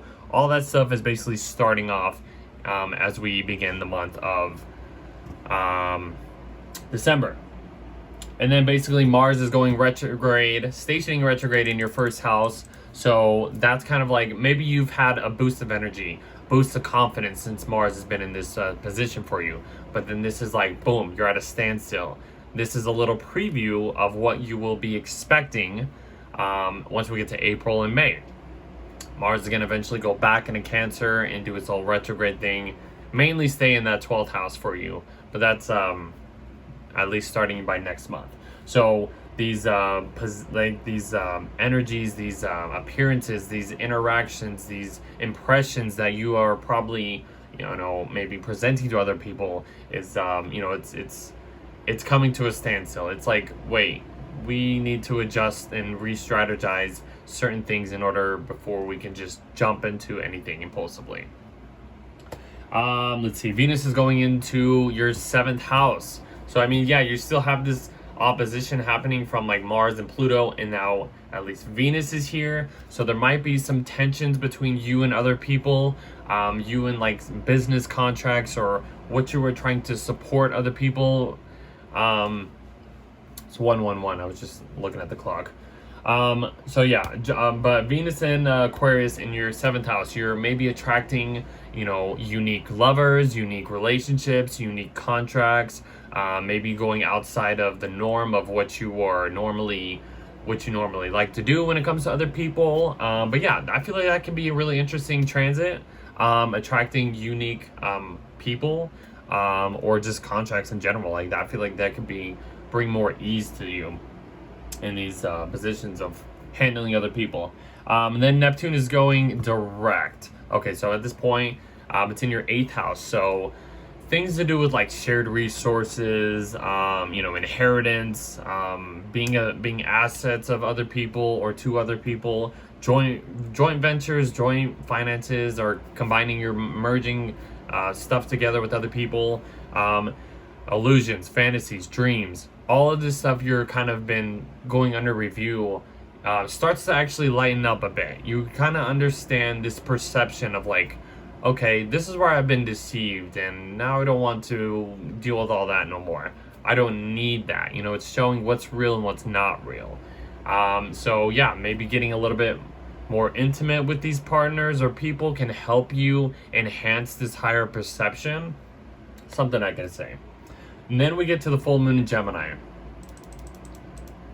Full moon Gemini. I mean, Jupiter's right there too. Jupiter loves to be in the 11th house as well. Really enhancing, new opportunities, abundance, all that stuff. Working with other people, making it better for you. Having this full moon, and happening in your 11th house is just illuminating this 11th house area for you. So, like I said, opportunities, your aspirations, doing stuff for like your community, or networking with other people online, or working with colleagues or something like that. It is just like basically making you more aware and bringing more beneficial things to this point in your in the chart for you. The sun over here in the 5th house, you're trying to be creative and trying to do some more entrepreneurship, and maybe your audience over here where the moon is at in Jupiter is really like connecting to you of what you're performing basically. And then Mercury stations direct. You're done with this Mercury retrograde. You can kind of move on to whatever you were trying to do when it comes to like entrepreneurship, creative side, hobbies, children, all that stuff you're done with. You'll understand a little bit better. And then everything gets into your 6th house. So the sun is going into Capricorn, and then you have a new moon happening in Capricorn as well. So the focus basically is on your work life, basically. What do you need to do in order for you to operate good, being of service of others or being a service to yourself. focus on your physical health. What needs more treatment? What needs, more better beneficial things in order for you to operate good, better, and stuff like that. So even if you're taking care of a pet, or just servicing other people, this is just refreshing the energies and giving you more beneficial things to deal with.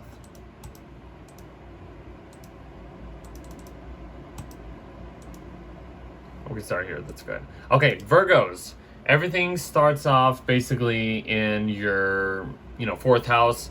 You're kind of coming off of this new moon in Sagittarius, so refreshing the energies around your property, home, family, intuitive instincts, your maternal, like mother figure, whatever it is, your intuition, your domestic life. This is just, refreshing the energies. Your ruler, Mercury, is going back over these themes in order to adjust or improve certain things in your home life, your property, your private life in general too. You're trying to adjust to new circumstances and stuff like that.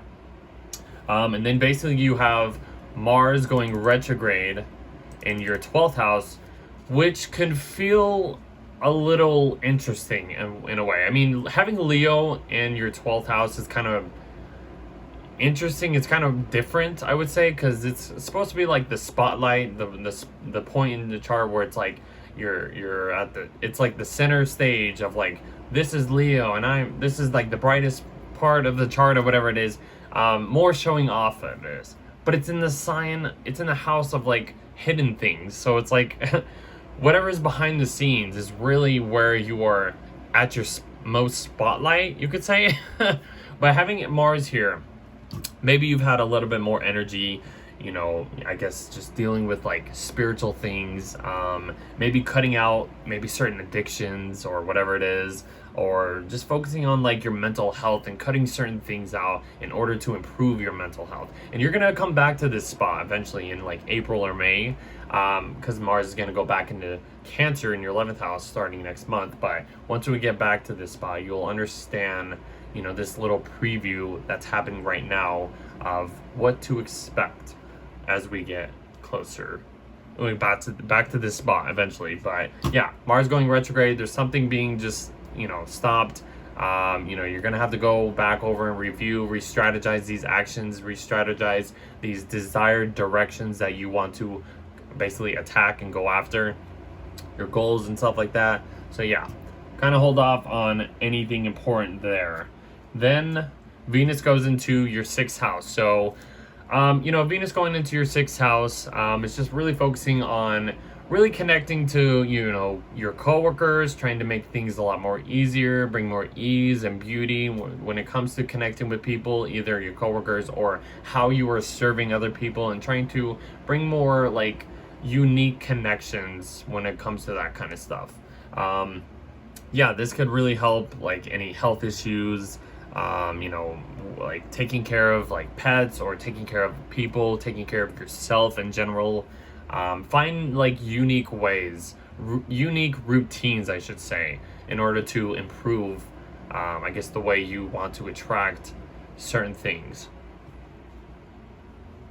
And then Neptune stations direct in your 7th house. So, Neptune's been here for a very, very long time, but at this point, you're kind of understanding like the last minute, like things that you have been deceived by, or any illusions that really kind of caught you off guard if you have been dealing with that since this past summer. The veil is really thin at this point, so it's kind of really just saying like, go beyond the mundane level of like the everyday life, kind of have that higher perception of like what's beyond there when you are dealing with relationships, what else, like contracts, open enemies, clients, supporting other people, commitments, all that kind of stuff. So you're kind of just getting a little bit of more clarity at this time of what is real for you, what's good for you, and who's not good for you. Basically, that's kind of the whole Saturn situation in your 7th house too, Virgo. So next thing happening is the full moon happening in your Gemini, which is in your 10th house.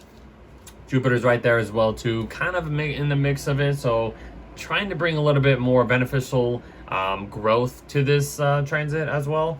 The full moon in your 10th house is being illuminated.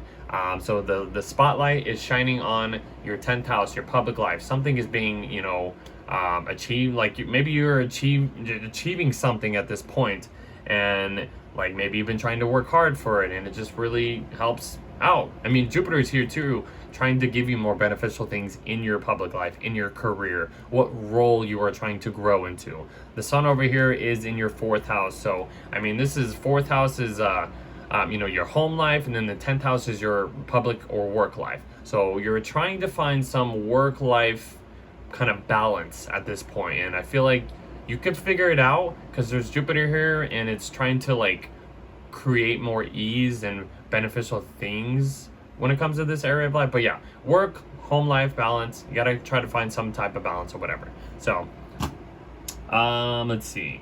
Then your ruler stations direct. Hallelujah, that's good for you. You'll be able to operate more better than you have been since your ruler's been in retrograde. So that's really interesting, and everything to do with like 4th house themes, like even if there's been drama in your home life or private life, whatever, you'll start to improve or adjust to better routines, and like just communicating more, I guess, your maternal instincts or whatever a little bit better. You'll be like your intuition is, you'll be connected more to that in a way. So, okay. And then everything gets into Capricorn, which is your 5th house. You have a new moon here. The sun's going into Capricorn. Things are going to be probably a little bit beneficial for you. It's in an earth sign, so it's trining your 1st house of Virgo. The 5th house, creativity, children, your inner child, hobbies, playfulness, entrepreneurship, bucket lists, what's beneficial for like romance and dating and stuff like that, what you desire. All that stuff is going to be the main focus as we get into Cap season for you guys, which could help. I think you guys will enjoy that once we get into the Cap season. And the new moon there is just refreshing the energies of just what I just mentioned.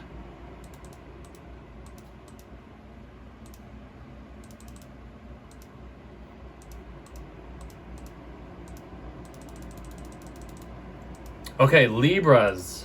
Here we go with you guys. So everything starts off in your 3rd house. So, you're coming off of this new moon in Sagittarius, refreshing the energies when it comes to like your 3rd house, interacting with people, being social, dealing with siblings, relatives, short-term trips and immediate environment, like kind of your commune and stuff like that, something to do with like transportation, all that stuff. Mercury is going retrograde over this point, trying to adjust to better theme. My hat just fell down. Trying to adjust to certain things to do with like your immediate environment and stuff like that. So you'll understand everything once Mercury's done with this retrograde. But the important part is Mars is going retrograde in your 11th house. So maybe maybe it's probably been a little bit more beneficial having Mars in fire sign, lighting your Libra house up with a little sextile. But 11th house, this is groups of people, opportunities, abundance, social networkings, and connecting with colleagues and working with groups of people and stuff like that. And maybe you've had a lot more energy, it's like, yeah, it's giving you a boost of confidence of like, just that's where you're shining. Your performance is, it's like, it's unbelievable. But this is a little preview. You are just getting a little glimpse of the future of what you will be expecting once we get to May, like April, May of next year. So Mars is about to go retrograde back into your 10th house to maybe improve like certain things in your public life or work, career life or whatever. But yeah, at this point you're at a standstill. There's something being like, okay, there's no more. We need to adjust and re-strategize before we get back to this position later on. Then Venus goes into Aquarius in your 5th house, which could be nice, especially when it comes to dating or romancing, or romancing, if that's even a word, connecting to your inner child, working with children, just focusing on your desires, bucket list items, inspiration and stuff like that. That's what you're going to be attracting. And I feel like that could be a very interesting transit. Venus loves to be in the 5th house. This is the fun house, so this could be really good when it comes to like romance and stuff like that.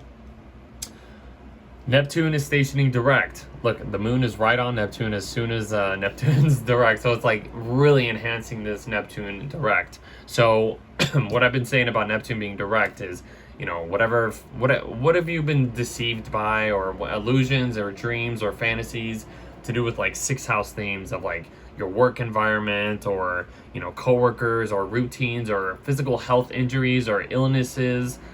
You're starting to understand certain things of like what could be beneficial if I don't lean into the deception of, you know, I don't know, doing this or that. So it's just really kind of just opening your perceptions a little bit better when it comes to like, you know, dealing with work, or, you know, physical illnesses, or trying to heal physical things about your body and your health. So something like that. What's the next thing? It is the full moon in Gemini, which is in your 9th house over here.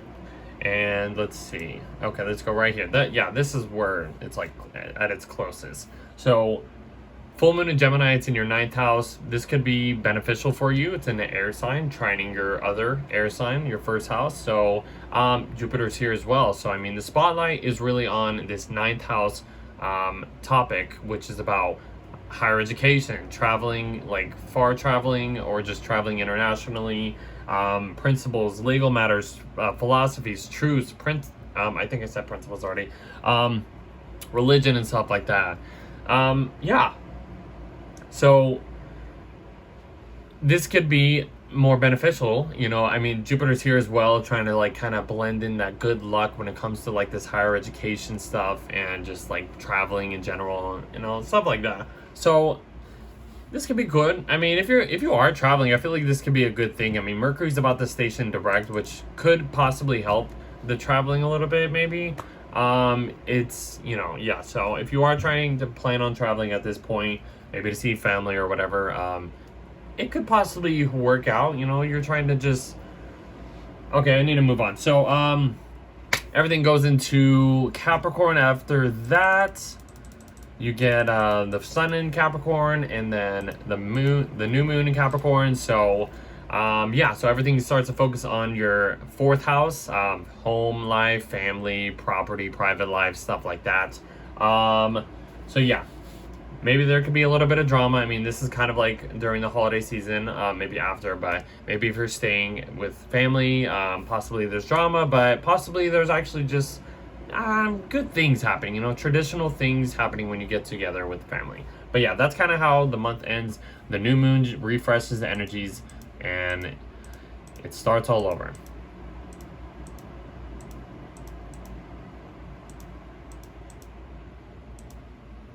Okay, this is actually a good position. Okay, Scorpios, here we go. So for Scorpios, everything's starting off in your 2nd house. You're coming off of this new moon in Sagittarius, you know, refreshing stuff to do with like money, security, possessions, priorities, stuff like that. Mercury's going retrograde over this point, so it's kind of going back over certain things, trying to adjust to certain ways or routines, or, you know, investments of what you need to, like, what you need to better support yourself into. That's kind of like the whole Mercury retrograde in your 2nd house thing.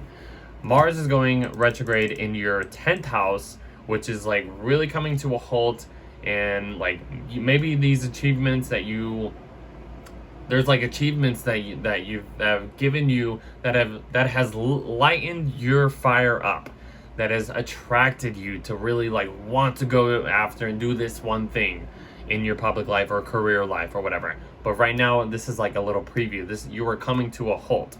There is a full stop happening at this point, and you will come back at this point around like April or May of next year, and you'll be able to go after the right achievements, the right goals that you set yourself when it comes to what you want to do out in the public. Mars will eventually go back into your 9th house of Cancer and do a retrograde, stay there for most of the time. But yeah, this is just a little preview of what to expect. Venus is going into Aquarius, which is your 4th house. So Venus in the 4th house, just decorate your home, make it more beautiful. That's basically Venus in the 4th house of anything. Having it in Aquarius, you know, you might want to, you know, decorate your house a little bit more, you know, unique and a little different. have a little bit of just, you know, kind of just different vibes to your house, but just basically decorate your house. That's all Venus is doing in your 4th house, so that should be fun, you know. Let's see.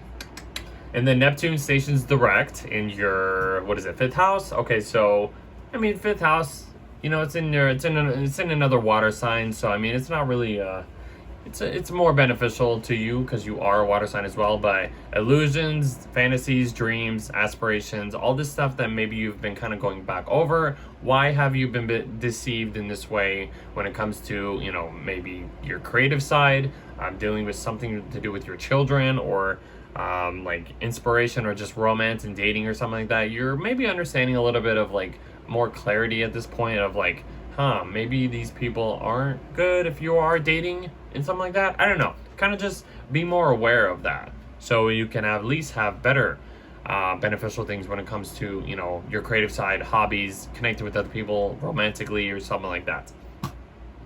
Then we get to the full moon in Gemini, which is happening in your 8th house. So actually, let me go right here. There we go. Okay, so full moon in Gemini spotlight is on your 8th house, which is all about shared resources, finances, debts, inheritance, you know, joint ventures, intimacy with relationships, getting deeper with these connections. Jupiter's here is trying to give you good luck when it comes to these 8th house themes. So this is just kind of just putting the spotlight on that. These two are money houses, at least. So the sun is in your house, your money house. Can't even talk. Your money house, and then the moon is in other people's money houses. So you're gonna have to find some balance between your finances and other people's finances, and I believe that's it. Yeah, so should be okay, even if there's some tension there. Then everything gets into Capricorn, your 3rd house. So that should be interesting. You know, it should flow a little bit better. It's making a little sextile to your 1st house. So, I mean, the sun in Capricorn, yeah, it's getting more realistic, responsible, mature, being more practical and stuff like that. Entering your 3rd house, as well as having this new moon in your 3rd house. This is just, you know, refreshing the energies when it comes to just being social, something to do with like writing projects, or if you have any rituals that you do. Just kind of just really refreshing it, and, you know, getting you closer and connected to these rituals, or spending time with siblings can really help you, like, you know, connect to, I guess, just connect in general in better ways. So yeah, even if it's like education or communicating and stuff like that, it's just refreshing the energies of that. All right, Sag, here we go.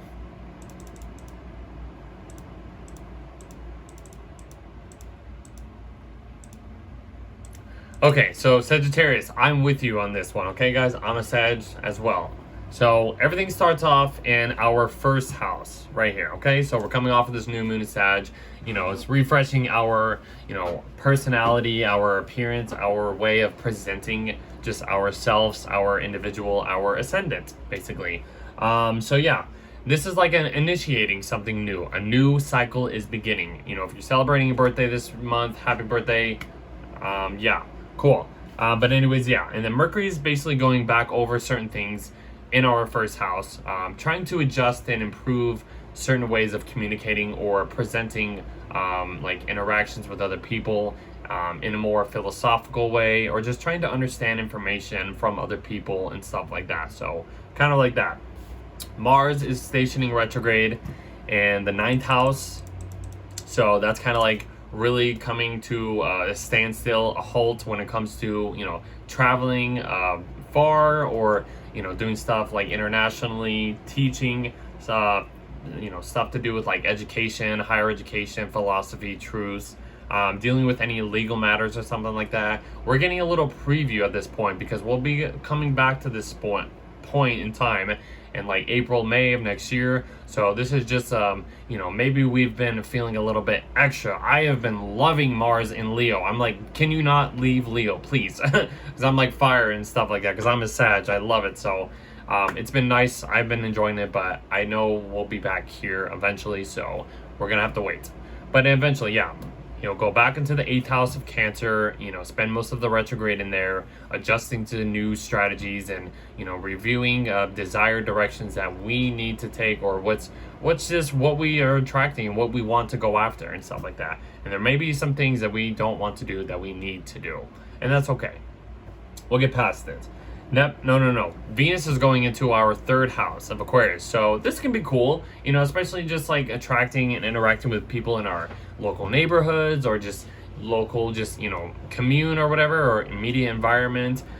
Even if it's on social media, we could get more, beneficial ease when it comes to interacting with people online or in person or something like that. So that's pretty exciting. Anything to do with like, even just spending time with siblings or communicating with siblings can really probably attract more. That's good vibes when you are doing that.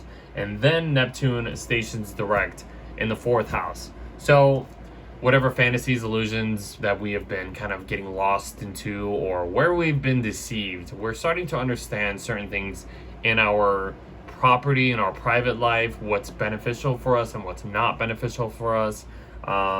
Maybe something to do with like family, or your mother or your father, or something to do with that is being a little bit more, giving us a better awareness or perception of that. It's raising that vibration. But yeah, intuition, domestic life, maternal instincts, like that's kind of just being adjusted, and we are being more aware of all that stuff.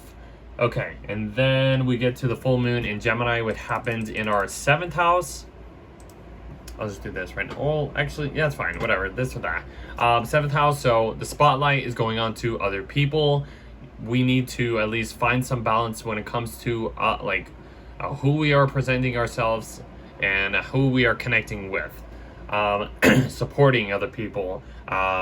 Something to do with like clients and commitments and business contracts is like putting the spotlight onto that.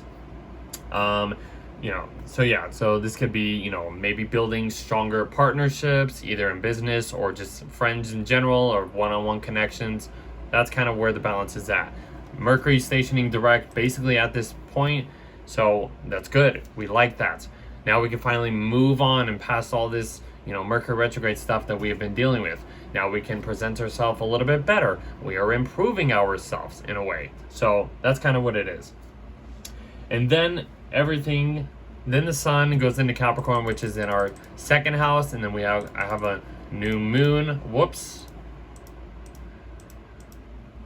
We have a new moon happening in our 2nd house as well. So Capricorn, this is about, being more, realistic, grounding, more practical. And it's going into our 2nd house of like finances, investments, priorities, possessions, stuff like that. So that's going to be where we're at, getting back to basics, trying to just support ourselves through, hard work basically, and like realistic outcomes and stuff like that.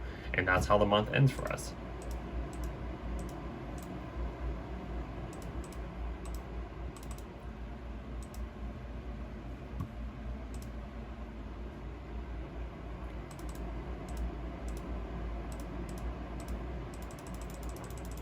All right, Capricorns. So everything starts off in your 12th house. So it's kind of like behind the scenes. This is ending cycles. Maybe you're, kind of just isolating yourself a little bit more at this point. You have Mercury retrograde going back over this spot to improve any maybe mental health issues, any addictions that you're trying to get rid of or trying to understand that can help you better, that can help improve your mental health or whatever. So if you're dealing with any kind of like loss or whatever, this could be a more healing time, especially if you are connecting to like spiritual stuff or in a way. So you can look at it as that. Mars is going, okay, I'm just trying to see where we're at. Mars is going retrograde in your 8th house. So this new chapter that's been kind of opening for you when it comes to like 8th house matters of like shared resources, shared finances, psychological connections, inheritance, refinancing. This is a death rebirth type of house. Getting deeper into these relationships, these connections that you have and stuff like that. Maybe they've given you a little bit of energy or just a new type of energy or whatever for you. But this is where Mars is comes to a standstill. And from this point on, it's going to be going back over the territory that it's been going through. It's going to go back into your 7th house, kind of maybe adjust to, better relationships, or you're going to have to re-strategize your directions when it comes to maybe working with other people or cutting people out of your life that does not benefit your direction that you want to chase after or whatever. So that's kind of the whole vibe right there. Venus is then going into your 2nd house of Aquarius. That could be good for receiving more money, attracting more investments and values, and maybe just spending a little bit more just to have more material things that can that makes you feel better, that makes you feel good. This is about like maybe just supporting yourself a little bit better in a more unique way, and by getting certain items or whatever, like that's very attracting. So yeah, your finances can probably increase at this time. You might be spending a little bit more, you might want more stuff just to have. And then what do we got? We got Neptune stationing direct in your 3rd house. So maybe communication's like the way you're communicating and expressing ideas will start to feel a little bit better.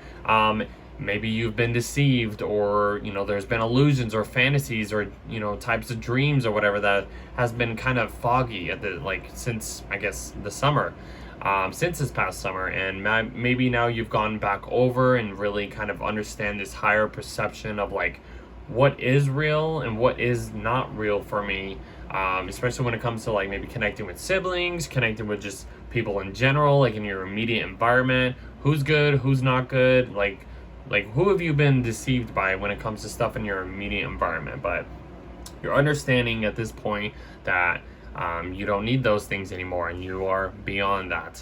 So that's good. And then we get to the full moon in Gemini, which is in your 6th house. So the sun's in your 12th house, it's in the behind the scenes. It's about to go into your 1st house of Capricorn soon. But before we get there, there's a full moon happening in your 6th house. So the spotlight is shining a light towards your 6th house, and your 6th house is being reflected by this 12th house area. So this 12th and 6th house are all about like health houses. The sun in your 12th house is about like mental health and your like subconscious health and stuff like that, your spiritual health. And your 6th house is all about the mundane, the realistic, the practical, like health and stuff like that, like your physical health in general. So they're gonna have to adjust or balance out some like something to do with like health in order to like kind of connect the dots and make more beneficial things in order for you to heal from anything or just to feel better in general. I mean, you have Jupiter here basically trying to give you your health, more good luck and more beneficial things when it comes to your physical health and how you are operating when it comes to like work and like services and stuff like that. So, and then Mercury stations direct, so you're done with that. You can kind of fully move on from any of this Mercury retrograde stuff, the stuff like the behind the scenes and like stuff that's been going on that you haven't really been, I guess, too open with. Maybe you've been a little bit more reserved in communicating and stuff like that, and you'll understand, and this will improve anything to do with like connecting to spirit, making, just doing good things for your mental health and all that stuff. And then everything, well, not everything, but the sun and moon will go into Capricorn. The sun will enter Capricorn to really like just enhance your personality, so this is just how we end the month. Everything is like, we have this new moon here, refreshing your personality. You might feel a lot more energized as this sun goes into your 1st house. Happy birthday if you are dealing with a birthday this year. Enjoy it. May your wishes come true. But yeah, your appearance, your direction in life, your approach to life, a new cycle is beginning at this point, especially with the new moon there, really refreshing who you are and how you are going to express yourself when you are dealing with interactions and stuff. So that's how we end the month for you guys.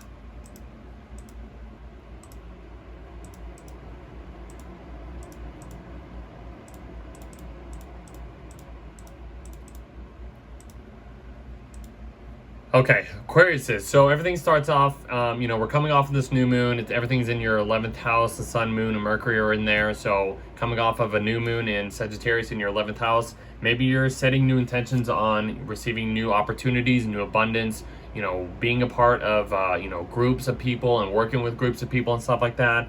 So yeah, that's kind of how we are starting the month for you. Mercury's stationing, Mercury's doing its retrograde cycle, I should say, improving, adjusting, going back over and reviewing certain things when it comes to like working with a bunch of people or groups of people and stuff like that. So you are adjusting to all of that. Then Mars stations retrograde in your 7th house.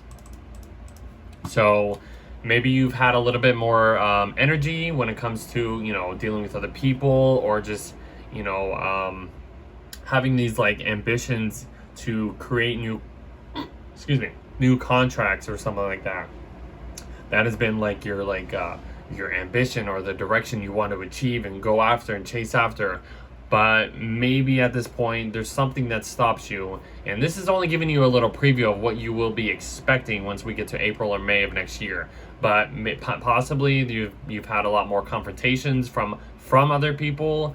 Maybe other people have been presenting issues or situations that butt heads or whatever, or something like that. So just try to take it easy. Mars will eventually go back into your 6th house to kind of lighten all that stuff up. But yeah, whatever you've been dealing with, like relationships or whatever, it's coming to a halt. So just kind of sit back and let the universe do whatever it needs to do. Venus is going opposite Mars at that point in Aquarius in your 1st house, as well as going opposite Pluto. So, I mean, yeah, that can bring, the confrontations and stuff like that. But I feel like having Venus there could help a little bit, ease up the tensions or whatever.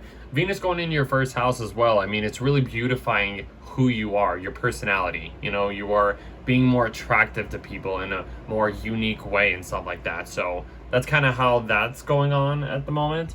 And then Neptune stations direct in your 2nd house. So any like illusions, deception, fantasies, dreams, and stuff like that have to do with like second house themes of, what's supporting you, your finances, possessions, priorities, and stuff like that, investments. I feel like you're starting to understand this higher perception of like, okay, what is good for me and what don't need no more, and where have I been deceived when it comes to like supporting myself. Then we get to the full moon in Gemini, which is happening in your 5th house. It's basically on Jupiter at that point, so that's cool. It has that benefit, that Jupiterian, beneficial, level to it when it comes to this full moon in your 5th house. 5th house is all about your creative side, inner child or children in general, romance, hobbies, dating, inspirational things, desires, your bucket list items. I mean, the sun's in your 11th house, basically putting the focus on this, this community-based, group-based stuff. This is like you're connecting to just your people and stuff like that. And having the moon shining over here, illuminating this 5th house, is really enhancing more, I feel like, connections, or just, it's really enhancing this entrepreneurship energy when it comes to working with other people, and how other people can influence that side of you. Something like that. I hope that makes sense.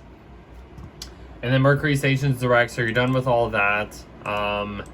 That's cool. You're done with all this, reviewing. Now you can improve a little bit more, maybe connecting with other people, networking with other people, gaining more opportunities and stuff like that. So, and then what do we have next? And then the sun goes into Capricorn in your 12th house, and then you have a new moon happening as well there as well. So, I mean, the sun and moon going into your 12th house, this is behind the scenes. This is kind of just like lowering the energy, before we get to your season next month. So you might maybe isolate yourself a little bit. You might feel a little drained here and there, but I think it's okay. I mean, it's the cycle is ending, so that's what you really need to know. That's the important thing. And having this new moon here is just refreshing certain things to do with like your mental health, what you need to like really just kind of just heal your subconscious, or just your physical, your spiritual self, basically, not physical.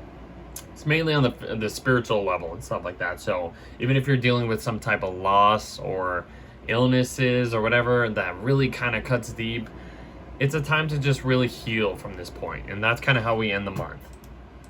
And then we get to Pisces.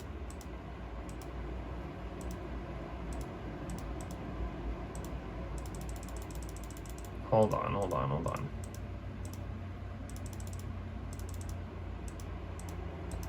I always have trouble doing this because Pisces is so short. Wait. Okay, we're gonna have to just start here. Okay, so Pisces, here we go.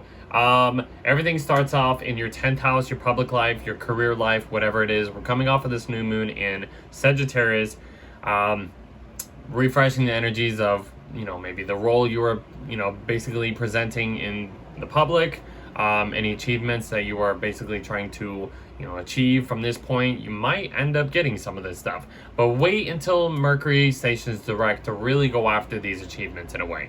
Mercury, as I said, is going retrograde in your 10th house, so you're trying to adjust and review to certain roles and you're playing with in your public life or whatever. So, yeah, that's gonna be the whole theme of that. Maybe you might have some challenges in your public life. That's okay. It'll pass. Mars is basically stationing not direct, I wish. Mars is stationing retrograde in your 6th house. So you've been given a preview of where Mars is going to be at eventually, once we get to April and May and stuff like that. And maybe it's giving you a new direction to do, to take care of your physical health, or just, kind of just operate a little bit better just so you can work better. Mars likes to be in the 6th house, so it really gives that extra boost of energy. So that's cool. But yeah, just kind of hold off on any big decisions you want to do in this area of life when it comes to working, signing a new lease, working with other people, or taking care of your hygiene, your physical health, or anything like that, or dealing with injuries and stuff like that. So just kind of hold on. Let things kind of just settle. At least you know where you're going at this point, because we'll be back at this point very soon. Venus is going into your 12th house of Aquarius. This could just be, being a little more quiet when it comes to your relationships or who you're attracting to. Keeping it on, low key and stuff like that of what you want to attract, and just what's going on behind the scenes is just not really so public. You're kind of doing things on the down low and keeping things on the down low, especially if you're have a secret lover or something like that. It might be a little uniqueness to it, the connection you have to it, but yeah, you're keeping it low key on this time. So, but I think it's okay. I feel like it'll help your mental health, at least bring some ease to it. So that's cool, actually. And then Neptune goes direct in your 1st house of Pisces. So maybe you've presented more of a elusive, fantasy, dreamy type of vibe, or you maybe are, I don't know if you are the one being deceived or deceiving others, but there's something that's really you're being aware of where you've been deceived at in a way. But I feel like it's because Neptune has been in your 1st house, it really gives you that rose-colored glasses type of filter to you. So I don't know, that's kind of interesting. I would look at, but we're done with the Neptune retrograde. You're getting more of aware of how you, I guess, can present yourself a little bit better. I feel like that would be the more beneficial thing to focus on.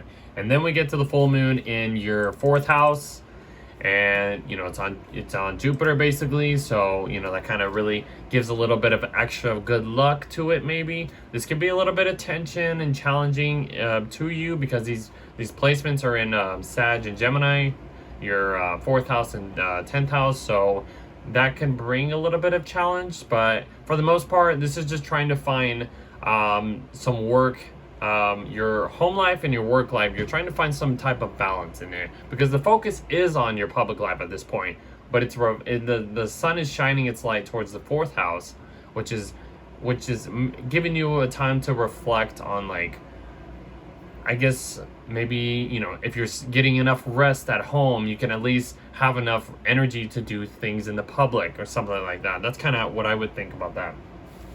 And then Mercury stations direct, which is good. So you're done with this whole Mercury retrograde in your 10th house. You can start, like I said, any decisions that you want to make, wait until Mercury goes direct to really, especially when it comes to like achievements and something to do with your public life or like in your career, like you'll understand what you need to do. It'll improve.